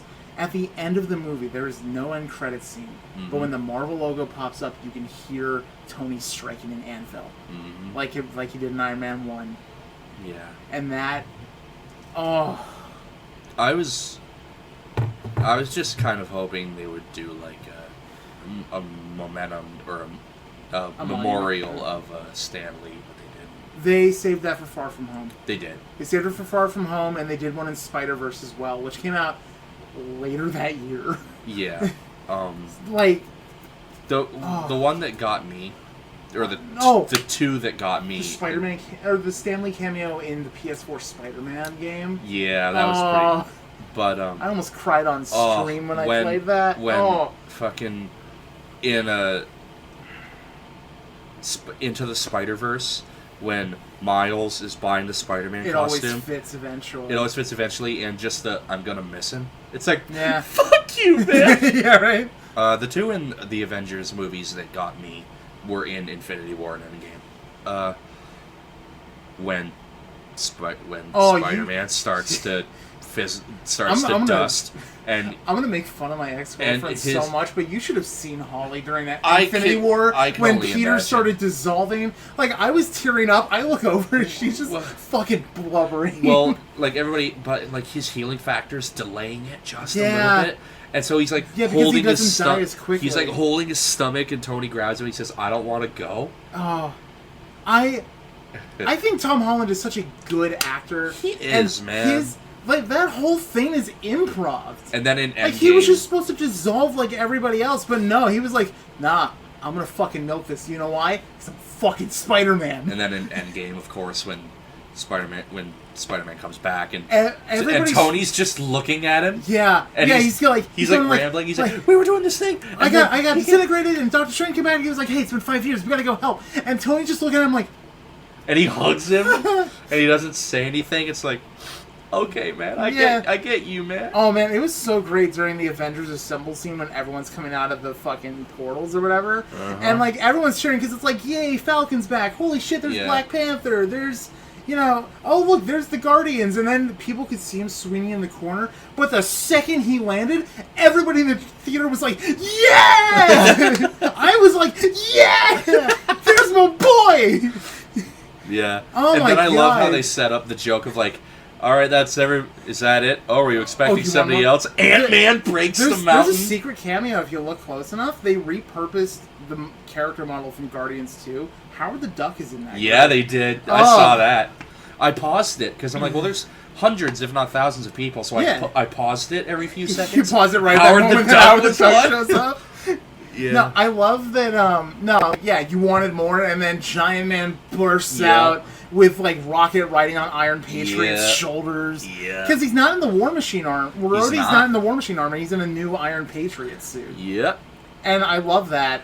And every time I think of Endgame, I think of how, like, it's a really good movie. There's one thing I didn't like about it that I felt was so underutilized, and that was Captain Marvel. I fucking hate her movie, too. I love Captain Marvel. I love Captain Marvel so much. She's such a good character. But, like, I fucking hate that movie. I don't hate a lot of movies in the MCU. But I hate the missed opportunities that films like Black Panther and Captain Marvel took. Okay, so there's two kinds of fans, ultimately, when you're dealing with, let's just say, the Marvel Universe right now. Yeah. There's the casual fans who they know the heroes, but they don't read a lot of comics, if any. Right, if they started collecting the comics, it's because a hero resonated. And then there's the hardcore fans who, like, read the comics, and they read them, they live it, breathe it like us. We read comics, we own the memorabilia. And then there's a mystical third group that is exactly that, but they're more racist. Yeah. My mother, who lived her whole life, I mean, she's now... Mom, if you're listening, I'm sorry. She's, like, in her early or mid-50s at this point. She's... From 55 years ago to now, didn't give a rat's ass about comics. Yeah. That was for my uncles. That was for the boys. And then I think it was when Jason Momoa got declared as Aquaman, because of course it was, that she was like, I guess I'll watch Aquaman. Oh, my mom was excited for Aquaman because of that. And she's like, oh, hero movie. And, judge Aquaman how you want, but... Aquaman was a good movie. I like that. And she goes, superhero movies are actually kind of cool. I'm like, yeah, they are. You don't have to be like a hardcore nerd to enjoy them. And she goes, what's nice though is... she's like... And I told her about the Marvel universe. Yeah. I'm like, they're balls deep in the Marvel right now. Oh, yeah, there's like almost 30 movies at this point. Iron Man came out in like 2002 or some shit. And 2008. I was 12. 2008. And she I was 16. I saw that in theaters. And she allegedly started watching them. You know, I wasn't around. And so finally, I think I went to like pick up something or something, and she's watching Infinity War. Oh shit. And I'm like, oh, you're watching Infinity War? And she goes, I've watched all of them. I'm like, holy shit, Mom. And she goes, and she's like, I love certain ones, and I hate others. You know, no, that's fair. She's all about, she thought Doctor Strange was kind of a cocky asshole. Well, he is. I'm like, well, he is. That's kind of his it's thing. even better in the comics. Yeah, oh she's my like, God. she's like, Doctor Strange is kind of a douchebag. I'm like, yeah, but he's a sorcerer. Yeah. And she loved Tony. She loved Cap. You know. Oh, Earth has wizards now. It's one of my favorite lines. She viewed Spider-Man as a mom would as a kid. You know, he's like 16 in that movie, and so. So she's like, no, honey, don't go off fighting that big scary man. You're gonna get Mom, hurt. with Spider-Man. so. You know, every superhero movie, the villain or the heroes win at the end, and then except Infinity War. And then in Infinity War, when Thanos snaps and half of them disappear, and then the credits start, I just hear my mom go, "What the fuck? What the fuck? They're supposed to win!" See, that's actually really funny. Like every person in my family who's watched the MCU has had a different superhero or like superhero series, like their movies that they've enjoyed. My mom likes the Thor movies. I like Thor, which I can understand for Ragnarok, but like Thor 1 is kind of meh. Dark World is garbage. Dark World is garbage. Oh my god, it's so bad. It's like down there as one of the worst MCU movies. Not even just because of missed potential, but just because it's a bad movie. I would have to say I loved Iron Man 1. Iron Man 2 was fun. Iron Man 2 was okay. Yeah, it's pretty good. 3... there's no way it could ever match up to the potential of the first one. And the third one was like, let's just make it funny. But also, let's give it some serious ramifications about Tony dealing with PTSD after Avengers. And I'm like, fuck, that's so good. The Spider-Mans have all been great. They've been fine. The only superheroes in the Marvel universes that I haven't seen is Doctor Strange. I just somehow never saw it. It's okay. I would absolutely love to see it, though. I think it's on Disney Plus. After we're done recording this, we could like grab a pizza or something and just watch it. Fuck yeah. And Captain America, because fuck Captain America. No, straight up. Let me endorse this as a newfound Captain America fan. Okay. Cap's trilogy is the most solid trilogy out of every conceivable multi-plot franchise in the MCU. Like, I do not doubt that. I'm sure they are solid movies. At the movies. very least, let me put it this way. First Avenger is a very fun, like, campy war movie. By the way, I just lost, like, half our fans because they're like, oh, he doesn't like Captain America. Fuck him. Kick him off. Winter Soldier is one I would heavily recommend just because it's a very fun... That's the one where you meet Bucky, it's right? It's a spy thriller. Okay. It's a spy thriller, and it's adapted from a really good Captain America comic. It is fucking great. I would heavily recommend reading... Honestly, who does Ed Brubaker. I would heavily recommend reading anything by Ed Brubaker, but if you want to read a Captain America book and you don't know where to start, read Winter Soldier. Winter Soldier is so good. And then Civil War is just... It's good. I'm not saying he's a bad character. He's obviously one of the poster boys. You just don't like that he's an all-American Boy Scout who fights for truth, mom's love, and apple pie? To me... Well, no, because that makes it sound like I fucking hate America or something. I mean, yeah. Here's the thing. Captain America, in my eyes, is just like Superman from the Justice League in the sense of you're supposed to like him. And granted, you're supposed to like all of them. Yeah. But Cap's the one where they just jam it down your fucking throat. Honestly... Like, apart in... This is all my opinion, by the way, but apart from Cap, they all have a shortcoming. Yeah. Like, Doctor Strange. He's kind of a douchebag. Tony used to be an alcoholic. Tony is a former alcoholic with PTSD who's socially awkward and also kind of a douchebag. Yeah. Spider-Man is a child. Yeah. In the grand scheme Bruce of things. Banner's a nervous fucking wreck all the time because he doesn't know what's going to set him off. It's really funny because, the dude who's so strong is so timid. Yeah. And Thor, he's also dealing with PTSD. But he's also dealt with themes of not feeling worthy enough in his father's eyes to get that love he so desperately craved. Yeah, his mother died. His father told him His father dies, and at one point told him he wasn't worthy. He lost both his siblings. He lost both his siblings. He has doubts about himself. He lets himself go. He has depression. And I resonate with those things. Yeah. Cap is just so fucking perfect, and I hate him. He's fit. He's fit. He's mentally healthy for the most part. He has a lot of friends. Right, but here's the thing that people is not bad. Here's the thing that people don't quite grasp with Captain America, though, is that he managed to become Captain America by pure fucking chance, because this dude looked at this skinny, sickly little beanpole's indomitable will and patriotism and went, that's the man I want for the project. But he's a fucking beanpole. A breeze could blow him over. Yeah, I know. Put him in. I saw one clip from the first Captain America movie where he jumps on the dummy grenade. He jumps on the dummy grenade. Yeah, because Captain America is just a fucking hero. That is all he is. He fights for what is right, regardless of if it is in line with what other people think is right. That's one of the biggest plot lines for a lot of Captain America comics, actually.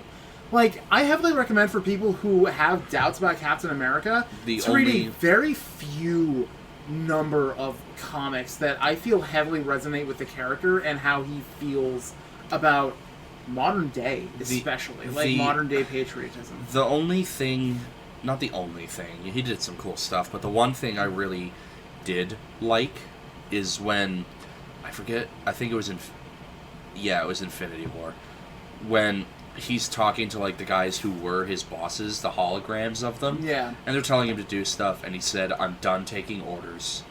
I'm here to fight, and if you get in our way, I'll fight you too. Yeah. And I'm like, thank you! Yeah, no, that's something that's something that Jason Aaron actually brings up in the current Avengers run, because after Old Man Rogers is cool. By the way, the new Avengers team in the comics right now is fucking baller. It's Captain America, Iron Man, Captain Marvel, Blade, the Wasp. Blade? Yes! Oh, it's so good. Ghost Rider. Not Johnny Blaze. Robbie Reyes. Okay. The Hispanic one.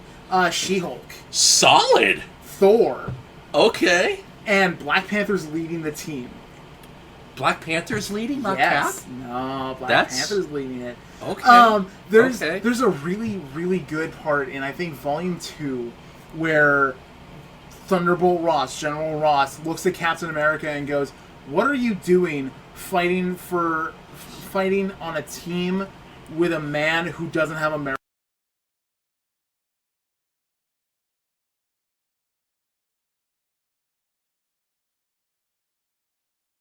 My chest may signify what country I come from, but I fight for everybody. And if you don't like that, then you can go fuck yourself. It's kind of Superman's thing. He's like... Yeah. Superman grew up in Kansas, and yeah, America's his home, sure, but Superman will fucking sacrifice himself to save the world. Dude, there's been a couple comics where Superman's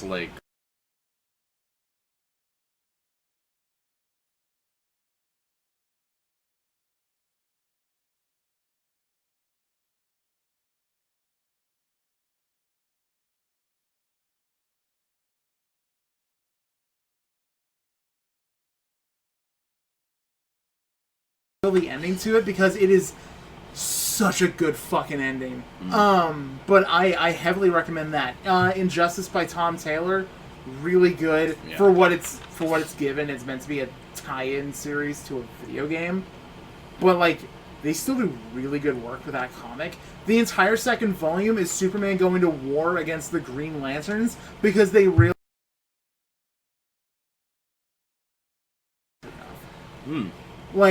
it's fucking nut. The Green Lanterns get fucking slaughtered. So, the first thing you see is Sinestro and a bunch of his buddies, you know that old school style execution where they would tie limbs to horses and yeah, they do that to Kyle Rayner, one of the human Green Lanterns. You know, the Green Lanterns are... I saw the Green Lantern movie. Oh. I know, it's not a good starting point. Oh. I know. But you're deep into the Lantern lore. I am. And the only Lanterns I don't know much about are Simon Baz and Jessica Cruz, because I haven't read any of the things they've been a part of. Like, they seem interesting, but there's just, like... I can't get into them. There's... Okay. Like, I know there's different colors, and I know that at one point 2 different colors tried to go on to Batman, and he literally scared them off. Yeah, Batman's had a few different rings come onto him at one point or another, like... Just because he's been a Black Lantern, because Blackest Night took place after Final Crisis when he died. Wait, I was gonna say, I thought Black Lanterns were lanterns who died. No, they're just zombies. Oh, shit. Yeah, in order to become a Black Lantern has to, like, rip your heart out, and then the ring comes to you. Ugh. So, like, after the events of Final Crisis, Batman's consciousness got sent, like, way back in time, and, like, he has to make his way back to modern day. So, he's still dead in the modern day. He becomes the first Black Lantern in Blackest Night. There's an Elseworld story where Batman becomes the Green Lantern of Earth. I believe that one's called Emerald Knight.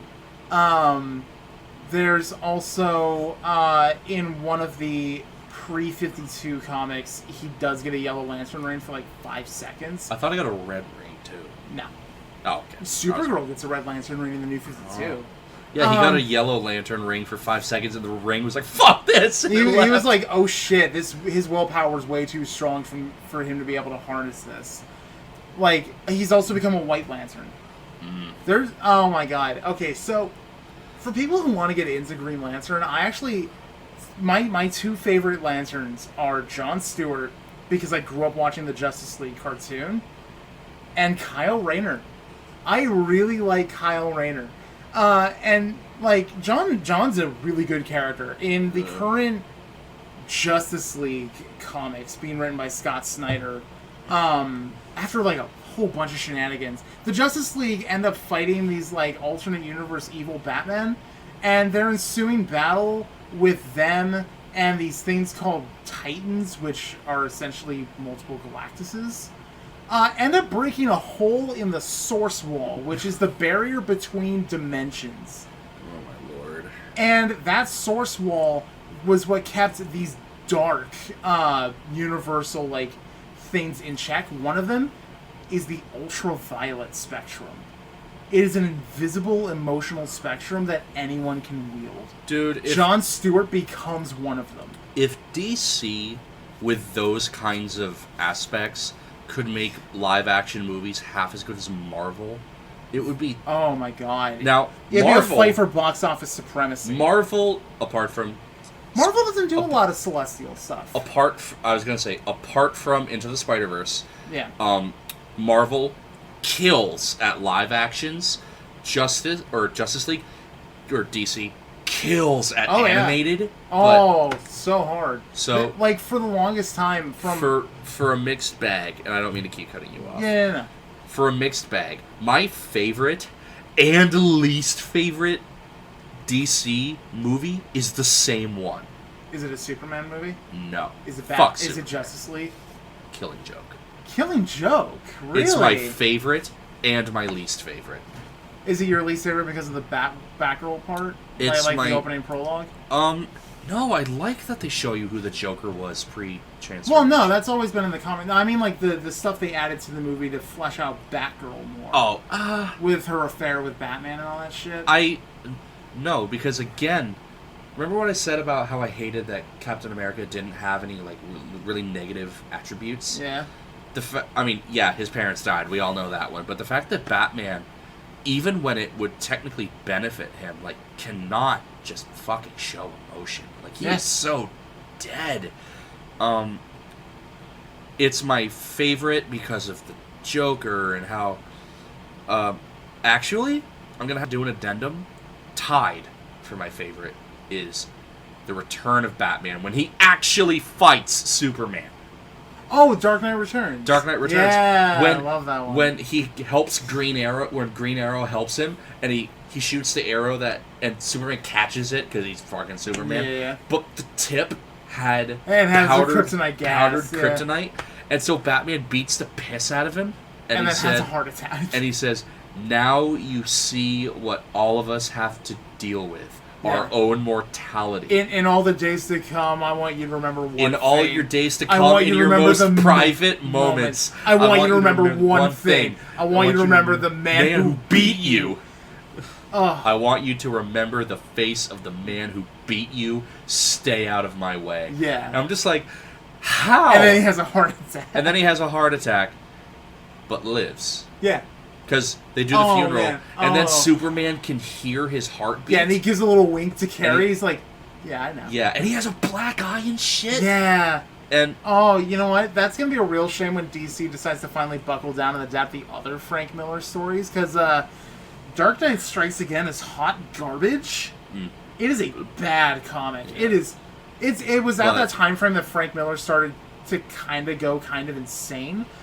Yeah. Oh my god. Speaking of going insane, the Killing Joke, that's the Joker's plot. He wants to break Commissioner Gordon insane.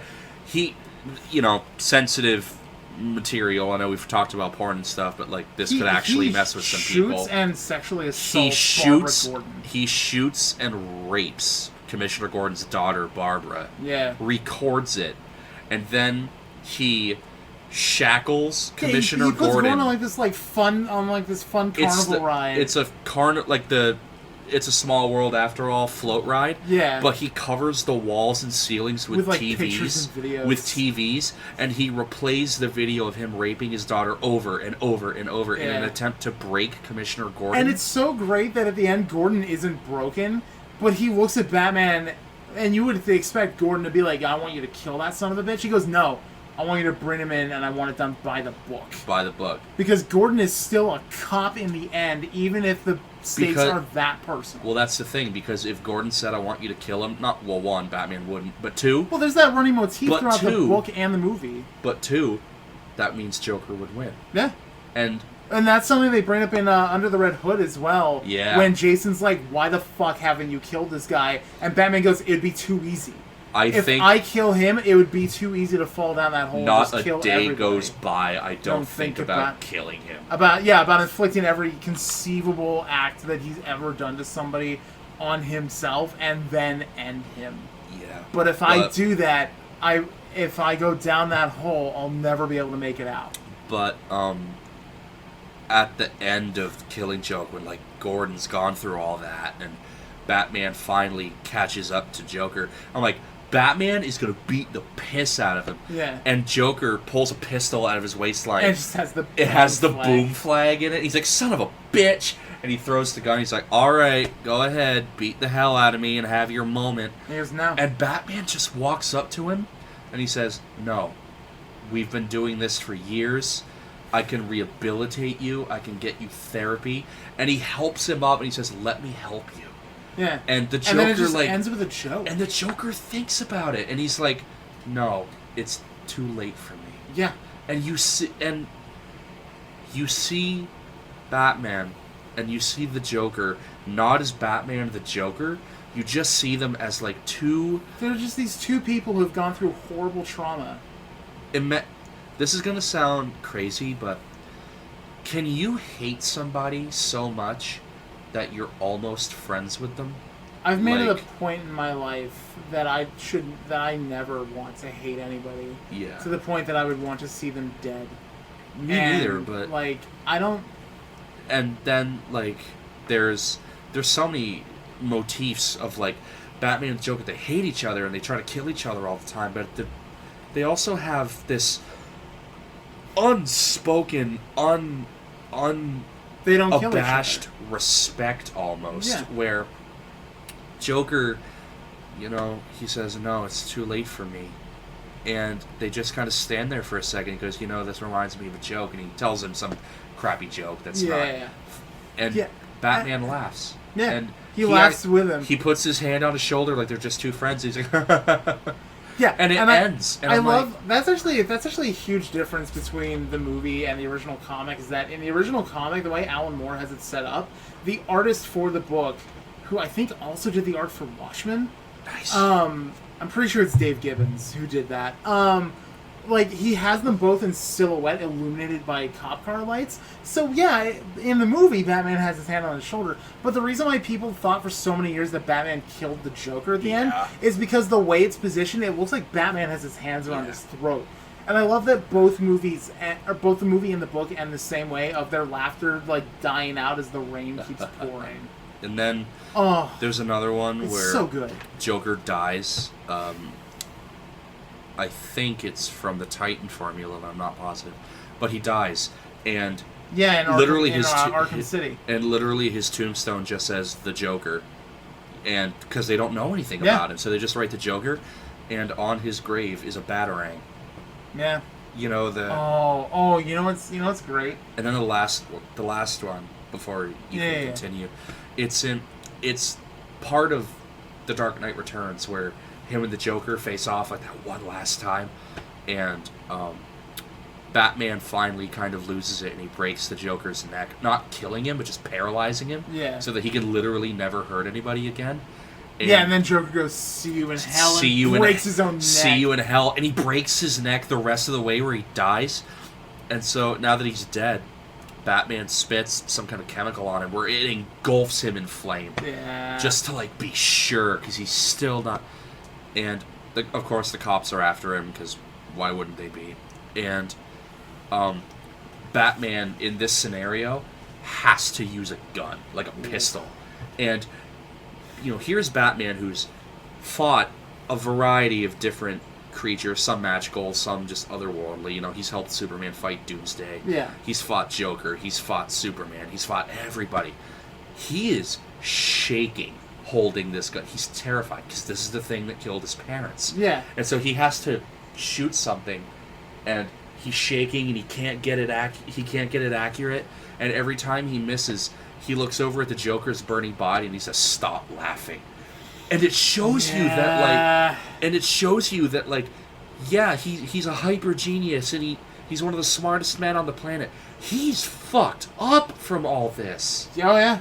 He looks at a burning body, he's like, "Stop laughing at me." It's like, oh my god, you are fucked up. Yeah, and I love you. Yeah, right?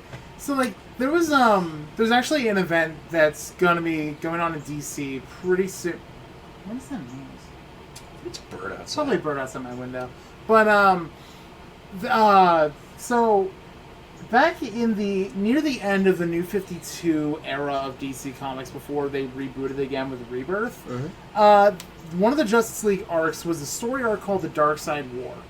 Okay. And in that book, Batman becomes a new god for like a little while. Like, he sits in Metron's Mobius chair and becomes a new god. And he asks the Mobius chair 2 questions before he relinquishes the power. Who killed his what was the name of the man who killed his parents? Joe Chill. What is the Joker's name? Oh. Joe Chill is the man who killed Batman's parents. It is canon in the comics now. Joe Chill. What the Mobius chair actually tells him is that the Joker doesn't have a name because there's 3 Jokers. Oh, fuck. That's an event DC is leading up to soon, where Batman has been trying to figure out for years what it means by having 3 Jokers in the universe. And I'm really excited for that book because I want to know the identity of at least one of the Jokers. Because up on the screen for the promo image, it's Batman on the Bat computer or whatever, and up on the screen there's the 3 different Jokers. There's the current Joker, which has been around since like the New 52 Rebirth era. There's the pre-52 Joker, who was popular around who fucking like Grant Morrison, who wrote the books. Who wrote a lot of Batman books in the 2000s. Grant Morrison's a great writer. Is the third one like Hamill The Joker? third one is Golden Age Joker. Oh, shit. Yeah.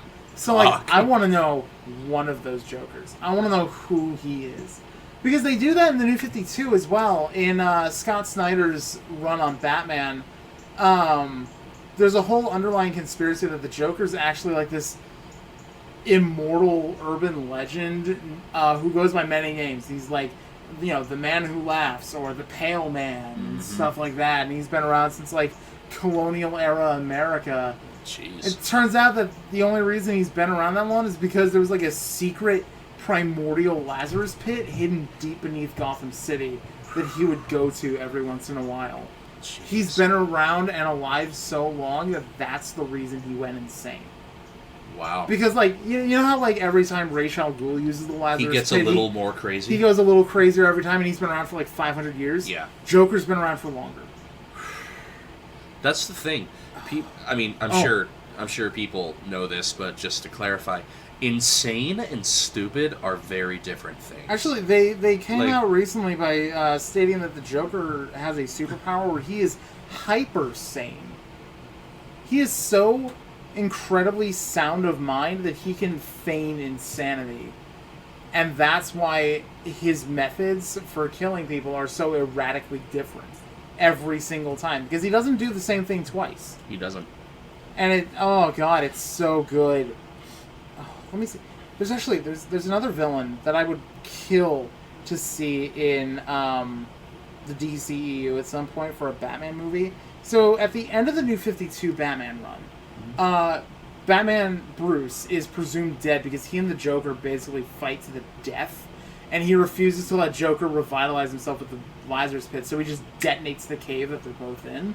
Ooh. So Jim Gordon picks up the mantle for a few volumes. Hell yeah. And he fights a new villain named Mr. Bloom. Mr. Bloom is this super creepy, gangly motherfucker. Oh my god, he is sounding like so... the Joker, though. No. Like, okay. This is worse. Like, okay, so the lead artist on the book is a man named Greg Capullo. Greg Capullo did a lot of art for Spawn in the 90s. You know how creepy those demon designs are for, like, Violator and Malebolgia, right? Yes. Imagine a Spawn villain in a Batman comic. Dude. Like, let me see if I can find the right image. So, I'm going to ask you a question. Yeah. What did you think at the end of Batman Begins when he defeats Ra's al Ghul? Ra's body isn't found, of course, but he defeats Ra's al Ghul, and Commissioner Gordon goes,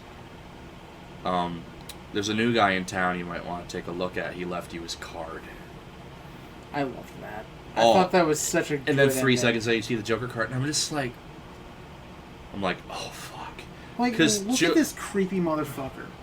That is terrible. That's a fever dream. Oh, right there, it gets worse. You want to see how it gets worse? Oh, God. All right, eventually, he starts impaling people on those tendrils. So, for people at home, picture, like, Slender Man with, like, a sunflower for a face. One of the little girls that... Okay, so Bruce and the Joker aren't dead. But they get revitalized, but they lose all their memories because they've been dead for so long. Ah. So Bruce ends up reconnecting with an old flame of his from college, and they run essentially like a youth outreach program together. One of those little girls becomes an agent of Bloom. Jesus Christ. Oh my god, it is so fucking creepy. I love it so much. And like, he's one of those villains that I don't think will ever show up in a Batman movie because, A, it'd be fucking terrifying to see that. And I don't think kids going to see that movie would expect it. And B, he is super violent. Super violent. Like, those books get fucking violent real fast. So, just to go back to the creepy thing that you said. Yeah. They really, and I mean really, should have done more with Scarecrow. They should have. I mean, literally, that's your free ticket. He was a for, recurring villain in the Christopher Nolan trilogy, and they barely did shit. I mean, he's a drug dealer with a bag on his head? What? Yeah, like in the comics, he has a PhD in psychology, and he's a chemist. And he's a chemist. He's incredibly smart. Like, this is your chance. That is your golden ticket to just show the most fucked up shit. Oh yeah, they always play it way too tame though. Show me Bruce's parents crawling out of their graves. Show me the Joker fucking with his mom's face on. I don't know, something. That's why I love the moments in Arkham Asylum when Scarecrow fucks with the game. Like when you go into the morgue for the first time, you turn around and the door's not there anymore. Mm-hmm. So you turn around again and there's 2 body bags on the slabs. Yeah. I love that. I love when the game like stutters and like it feels corrupted. And then it like resets. And then in the Arkham Knight, when Batman is exposed to Scarecrow's gas, he's like, oh, well, I don't see anything, so that's good. And then you see the Joker again, because his worst fear is that the Joker's not dead. Yeah. So you just see it. And it makes it worse that he's still infected with Joker's blood, too. Yeah. So, like, that personality starts becoming more dominant. Uh-huh. Like, I want to see Scarecrow in a Batman movie where, like, he fucks with the movie itself. Yeah. I want there to be a moment where Batman's in the middle of a fight with somebody, and then the screen like starts dissolving like it's an old film that just got 2 burns or something. Yeah. So then it's like the screen stutters and it goes in a like that, and then the screen just fucking goes. And please, please, please, for all that is holy, don't just give me some dude with a bag on his head. Give me the guy. Yes, he has a bag on his head, but he also has the noose hanging. Yeah, he has. He like, has the hypodermic needles for fingers. I want a new rendition of the Scarecrow design from season 4 of the Batman animated series, where he's tall and gaunt, wearing all black, and he's got like his head is so covered in that bag that it looks like he's just a skull. Uh-huh. He's just teeth and eyes. Yep. I want that Scarecrow. And he has hypodermic needles for fingers. And it was in the game, he stabs Batman just repeatedly, and he goes, I've injected you with enough fear toxin to drive 10 men insane. He's like, I'm not 10 men, I'm Batman. Yeah. And he beats the fuck out. Oh, it's great. In the comics, like, every time Scarecrow comes up with a new strain of the fear toxin, he'll beat Scarecrow and then constantly subject himself to that toxin so he can overcome it. Uh-huh. So, like, the next time he uses it, it's ineffective because he built up an immunity. And I love that Batman thinks that far ahead, and that's something that they don't show in the movies enough. Hey, let's just have him be the corrupt president of a insane asylum with a bag on his head, and he's a drug dealer. Batman's moniker is World's Greatest Detective. World's Greatest Detective. He's my favorite, in case you haven't noticed, my favorite superhero by far. And there was a comic you would know better than I, but his son is dying as Robin, Damian Wayne, is dying. Yeah. And the last words he says to Bruce are, remember, father, justice, not vengeance. Yeah, that's in Grant Morrison's Batman Incorporated. I think it's the second volume. Yeah. There's a plot where Talia's like, well, I wasn't able to bring Bruce to my side by using our son as leverage. Oh yeah, by the way, I cloned our son and like rapidly aged him. He's called the Heretic. Yeah. The first time you see the Heretic, he blows up Batman Incorporated, which is an office at the top of Wayne Tower that Bruce operates out of as Batman. Clearly. And like Talia fucks him up, and he makes Bruce watch as the Heretic walks over to Damian, picks him up with one hand like it's nothing, takes his sword and just runs it through him.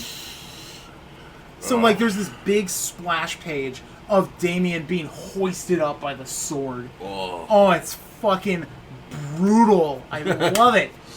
Like, oh, man. Actually, yeah.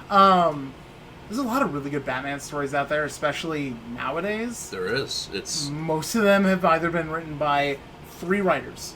Grant Morrison, Scott Snyder, or Tom King. Yeah. All 3 of them have written such really good, like... Honestly, I'd recommend them as Batman runs for people who don't read Batman. Yeah. Because they're just that fucking good. Tom King's run of Batman just ended, like, the other day. Like, the 13th volume finally came out. And I bought that fucker, and I read it. The second that comic book shops reopen and stuff, I'm getting the Batman Who Laughs. Oh, I like that the Batman Who Laughs is the one who became the most popular out of the Dark Batman, but I have a soft spot for Batman the Red Death. The Red Death. I also want the Drowned. Yeah, the Drowned looks great. I like Batman the Merciless as well, where he becomes the new Ares. Mm-hmm. I love all of those. It's fucking great. Oh man, we've been going on 2 hours now. I was just about to say we beat the last show by half an hour. Holy shit! Well, nerds can talk forever, right? I mean, I could gush about comics all fucking day long. I have, almost 700 volumes of comics. Oh my god! So this better reach 700 episodes. Weeb.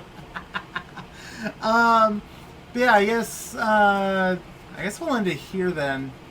So I'm gonna be honest, I'm getting kind of hungry. Yeah, fat boy need food. Fat boy need food.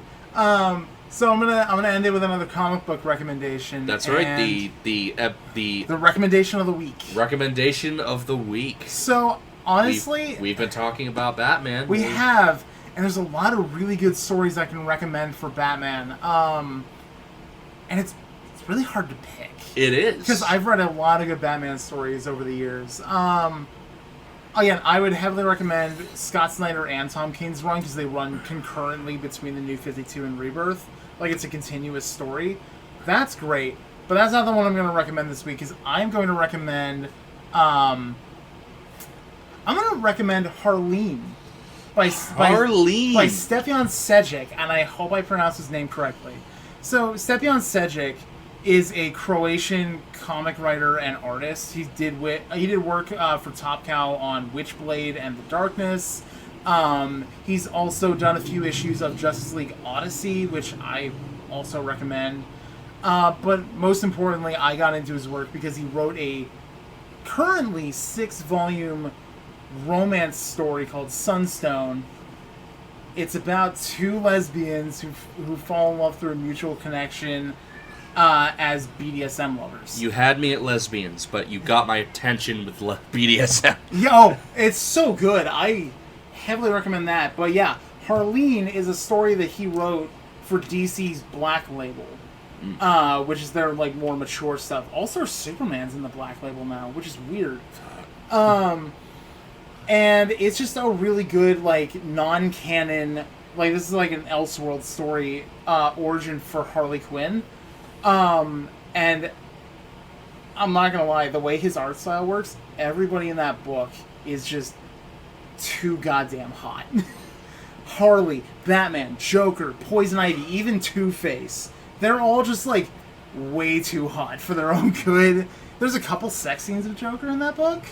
Alright, so you have hot Harley banging hot Joker. I think that'll get most of the audience. Yeah, no, I'm serious. Read Harleen. He's writing a new story right now about her and Poison Ivy teaming up after the events of Harleen. It's called Red, Black, and White. Alright. Oh, I heavily recommend that.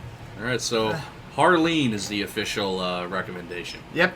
And I'm gonna put it in the description for the video how to spell Stefan Sejic's name. Yeah, I think that would be beneficial because it's European and there's like a hidden X in there somewhere. Surprisingly, no. But right. It's great. Yeah. But yeah, no. Read Harleen, and I hope you guys enjoyed this podcast. A good half of it was depressing as shit, but you know what? That's how we roll. That's how we roll here. So thanks. Until next time, this is Talkin' Shop. I'm Eric. Talking Shop with good guy Greg and Erik the Law Warden. That's your moniker now. I'm the law. That's sticking. What am I, Judge Dredd? That's right. If you want Erik to keep the law moniker, put an F in the comments. All right, I'm ending this now. Okay. Take care, guys. Take care.